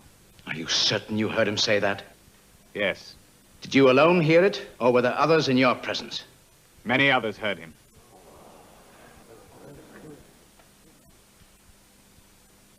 Do you deny that?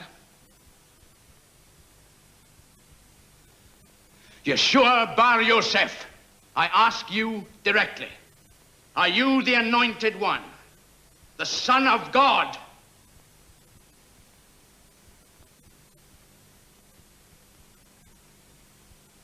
The words are your own. I adjure you, by the living God, tell us outright. Are you the Messiah, the Son of God? I am. My Father and I are one. Moreover, I tell you that from now on, you will see the Son of Man sitting at the right hand of God and coming toward you on the clouds of heaven.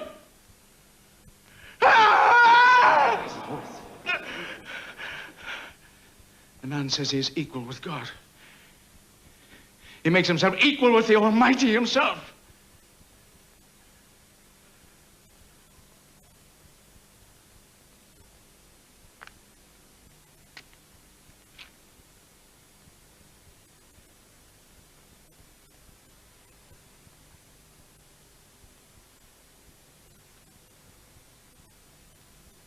You will be taken to Pontius Pilate to be sentenced.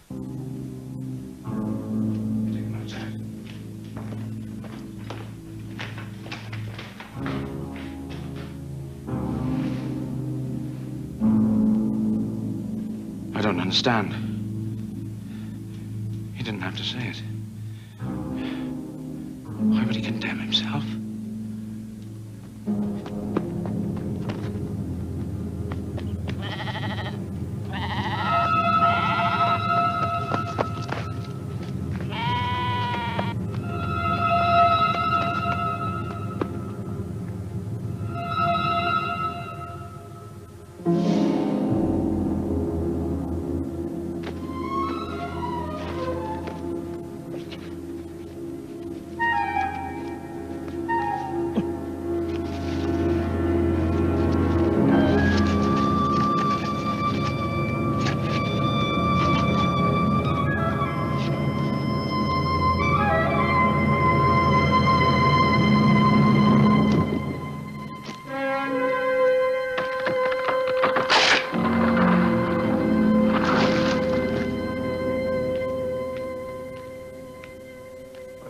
up here, Claudia? I couldn't go back to sleep. I haven't been to bed. How long can it take a crowd of Jews to make a case against this man? I dreamed about him. About who? Jesus. I hope you dreamt it all went smoothly. I dreamed he was a god come to earth. Did you? Really? Dream that? Pilate.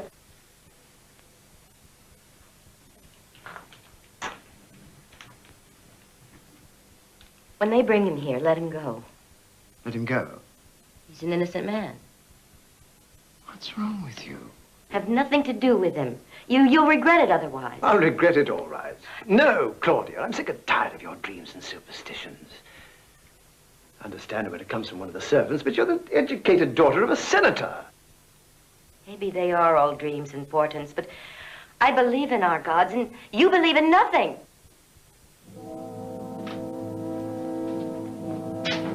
I believe in the might and power of Rome. That's what I believe in. You believe in nothing.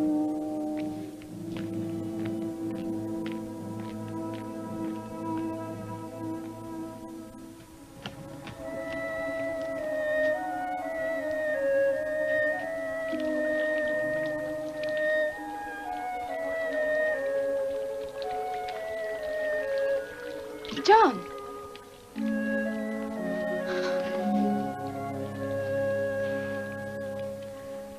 Where are the others? Are they coming? No, I'm alone.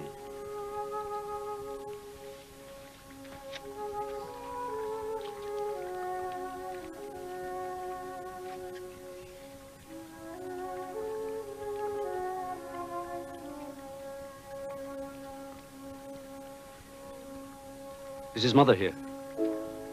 Yes. She came yesterday from Nazareth.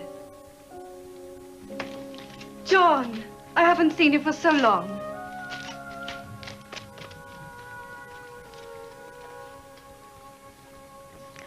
How's my son? Is he well? What is it? What's wrong?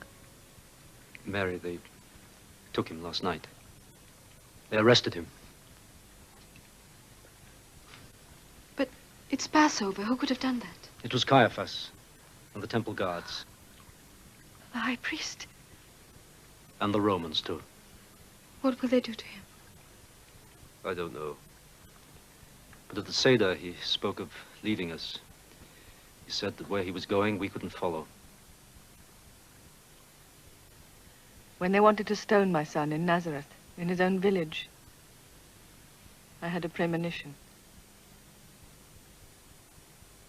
The Romans don't stone people. Romans crucify! It's not certain. For the Passover act of mercy, Pilate will release one Jewish prisoner. It will not be my son who is pardoned. When he was a baby, Joseph and I brought him to the temple in Jerusalem to make the offering. A pair of turtle doves for our firstborn son. There was a holy man called Simeon in the temple. He blessed us. And he said to me, "Your son is destined for the fall and rise of many in Israel, and to be a sign which men reject. And you too shall be pierced to the heart." John, they are going to crucify my son. Thank you, Tullius. If it please the procurator to His Imperial Majesty Tiberius Caesar, the High Priest and the Sanhedrin request your endorsement of the sentence. They are also desirous that the sentence be executed this day, before the hour of their Sabbath. Their Sabbath.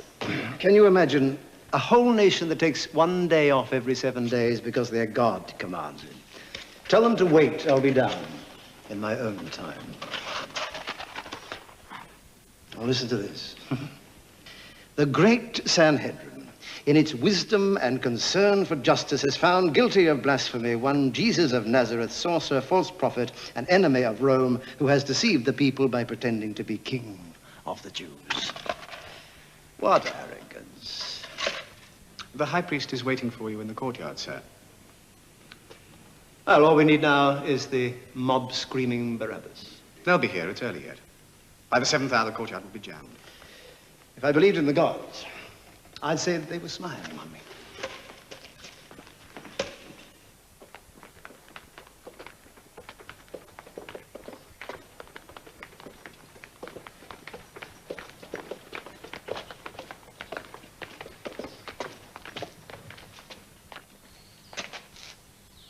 You have the prisoner with you?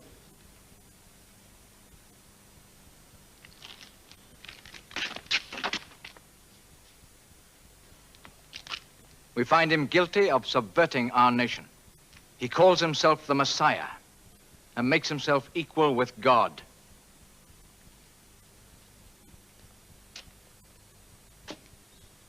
What is his offense against Rome? If this man were not a criminal, we should not be handing him over to you.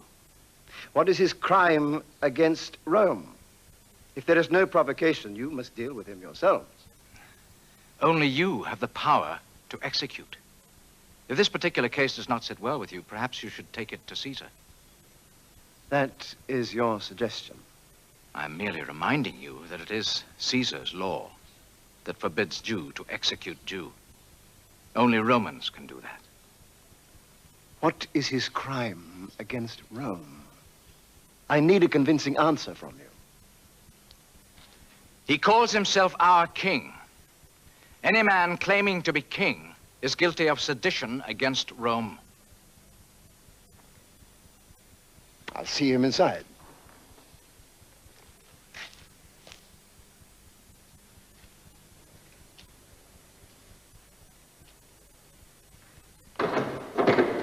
By tomorrow morning, all this will be finished and we go back to Caesarea. I can't wait. We shall have to start preparations tomorrow for Caesar's visit. One more demonstration like this morning, and he'll be visiting me at my next post. Some cannibal island on the far side of where dragons be.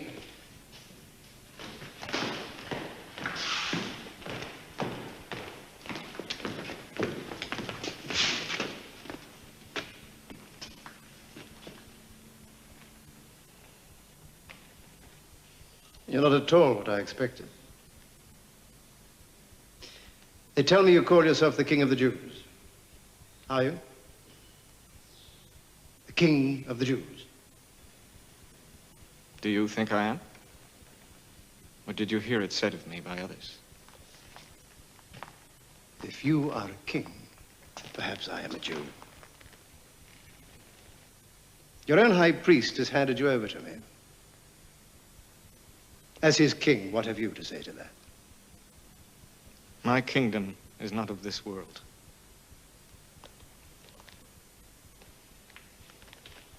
But you are a king. I am a king. For this purpose I was born, and for this purpose I came into the world. To give testimony to the truth. Only he who is open to the truth can hear my voice.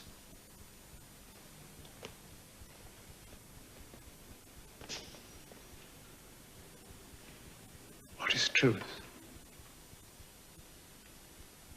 You know, I have the power to set you free, and the power to crucify you. You have no power whatever to harm me, unless my father gives it to you. Who are you?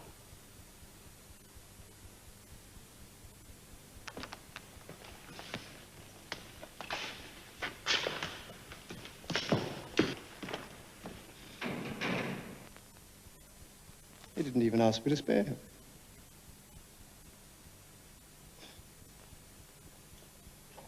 Do you think Claudia could possibly be right? Her superstitions never fail to irritate me. She once woke me out of a sound sleep and said that one of the gods, I've forgotten which one, had spoken to her in a dream and said that we must both get up and walk around the bed 4 times. My protest brought me nothing. Can you see it? My wife and I in the middle of the night, walking around the bed 4 times. I felt a perfect fool. I never did get back to sleep. Why can't she believe in nothing as I believe in nothing?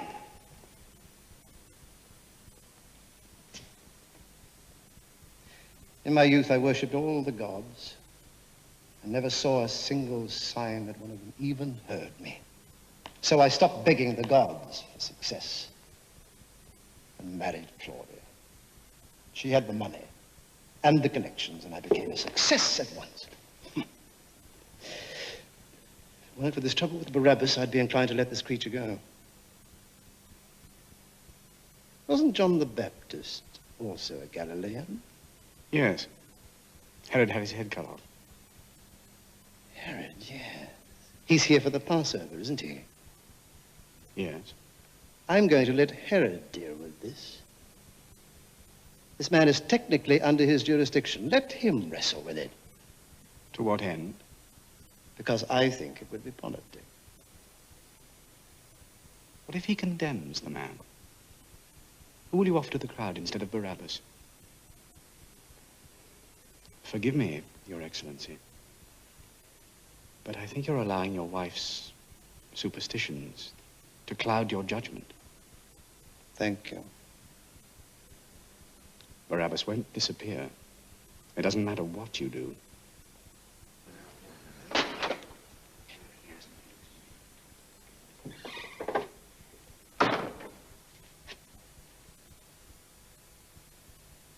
I can detect no guilt in this man.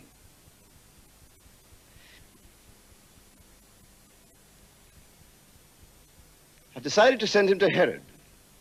He has the authority to pass judgment as to whether or no he's seditious, and to sentence him.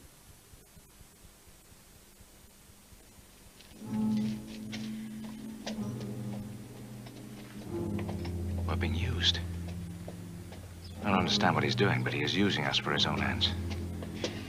What will you do if Herod simply sends him back? Well, you do look on the dark side of things, don't you? Yes, but what will you do? I'll face that when it happens. You're playing a dangerous game. I've been a soldier for a long time. So have you. Have I ever lost a battle?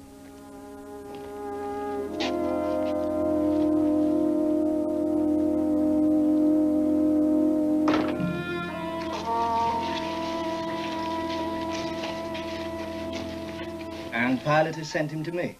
Apparently so, Your Majesty. Unusually diplomatic of him, wouldn't you say?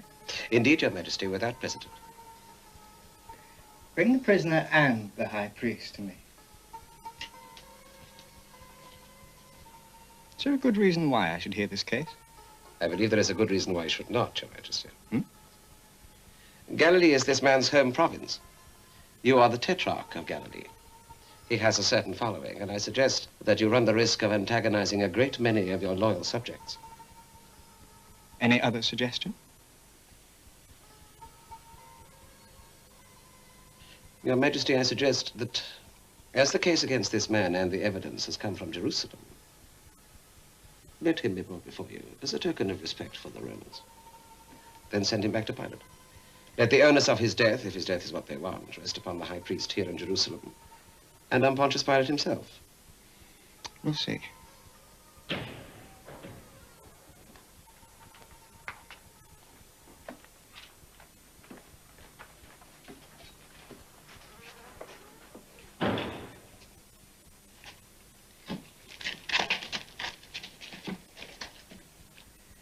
I've heard much about you. I would be very happy to witness a simple demonstration of your wonderful power. Small feat of magic, perhaps. And not a big miracle. A small miracle would do.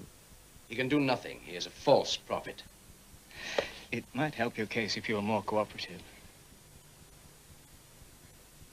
He has been found guilty of blasphemy. I don't care for your charges and legalities. My friends want to see this man perform. I want to see things from this man that I've never seen before. Your prisoner not only refuses to perform for me, but he has the ill grace to refuse to reply when I speak to him. You will perform one small miracle for us, won't you? You can hear me, can't you? Look, is he deaf? No. He isn't deaf, and he certainly isn't mute. Don't you understand? I'm a king. Your behavior is an affront to royal dignity. He also claims to be a king. A king? You're a king of nothing, and a monarch of no one.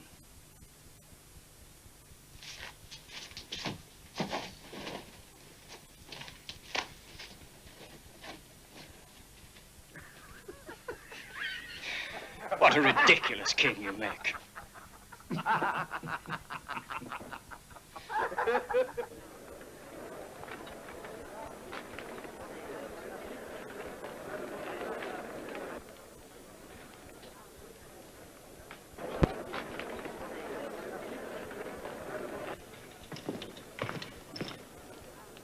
Herod sent him back. You were right. For once, I wish you were wrong. And don't remind me what I should have done with Barabbas. What now? Now that I've left my flank exposed, I've got to make a change in my battle plan.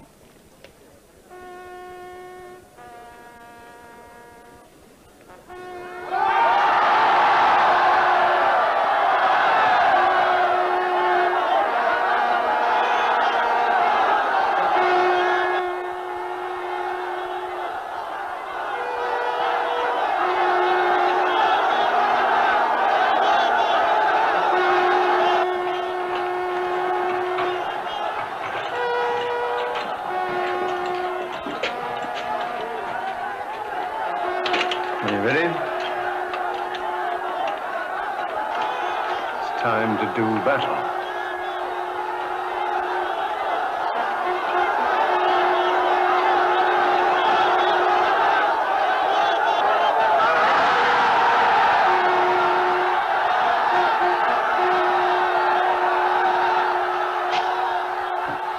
Have the two prisoners brought here.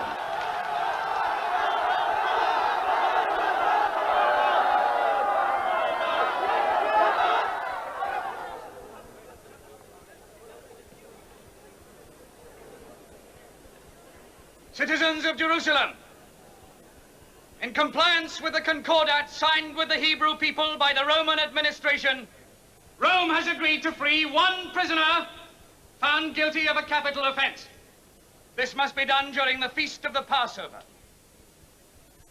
This year, it is the pleasure of His Excellency Pontius Pilate, Procurator of Judea, to let the people make the choice.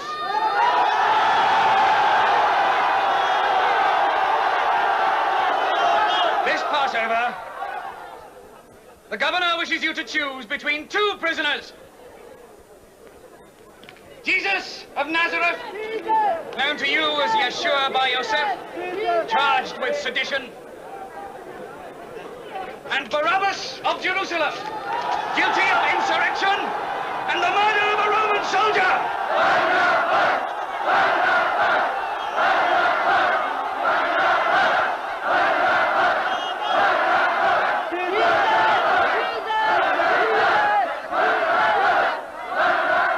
Free Barabbas! I will not free two prisoners. Barabbas is to be crucified.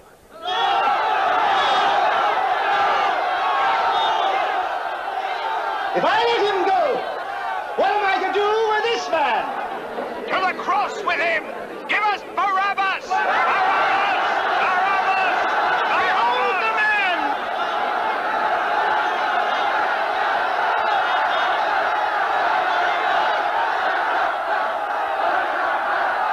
Water.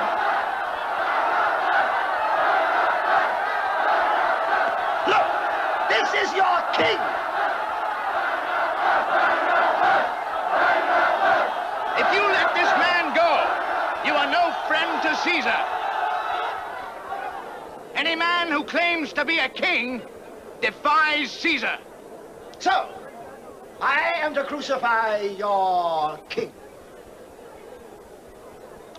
We have no king, but Caesar.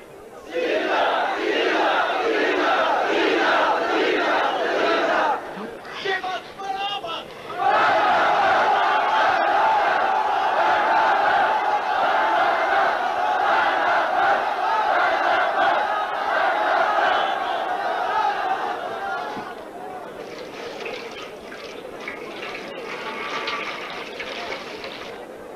I wash my hands of it.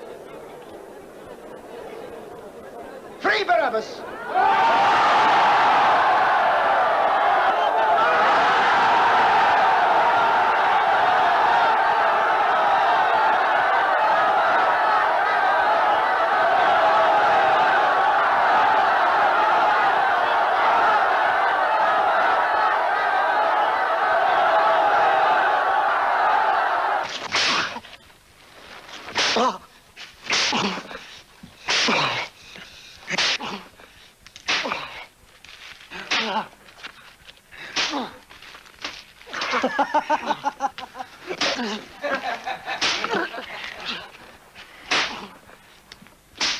That's enough. Cut him down.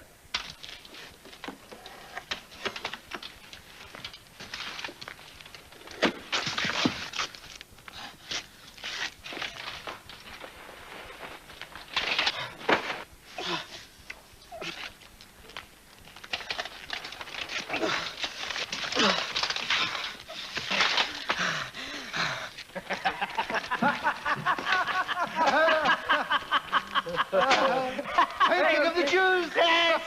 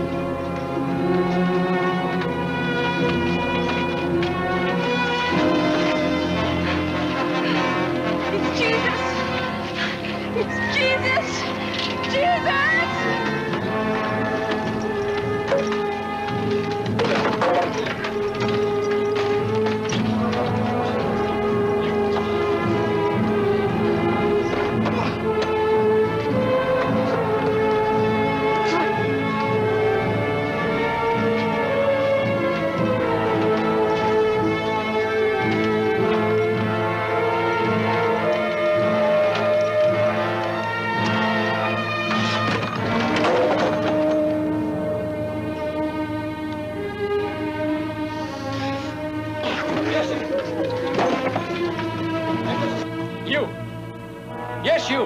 Pick it up and carry it. Pick it up and carry it! Move! Move!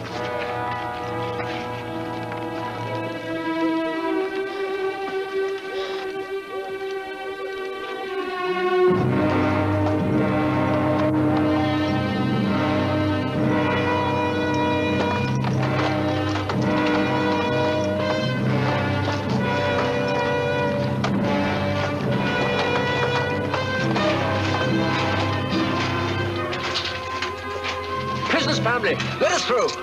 Here, take this. Come on, come on. Quickly. Quick! Hurry!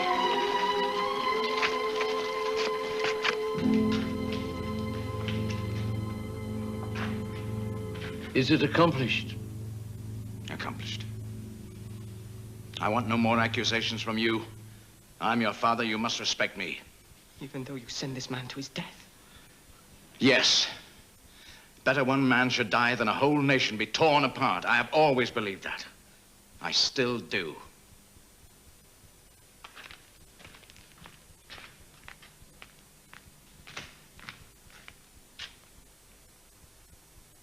He's on his way to Golgotha.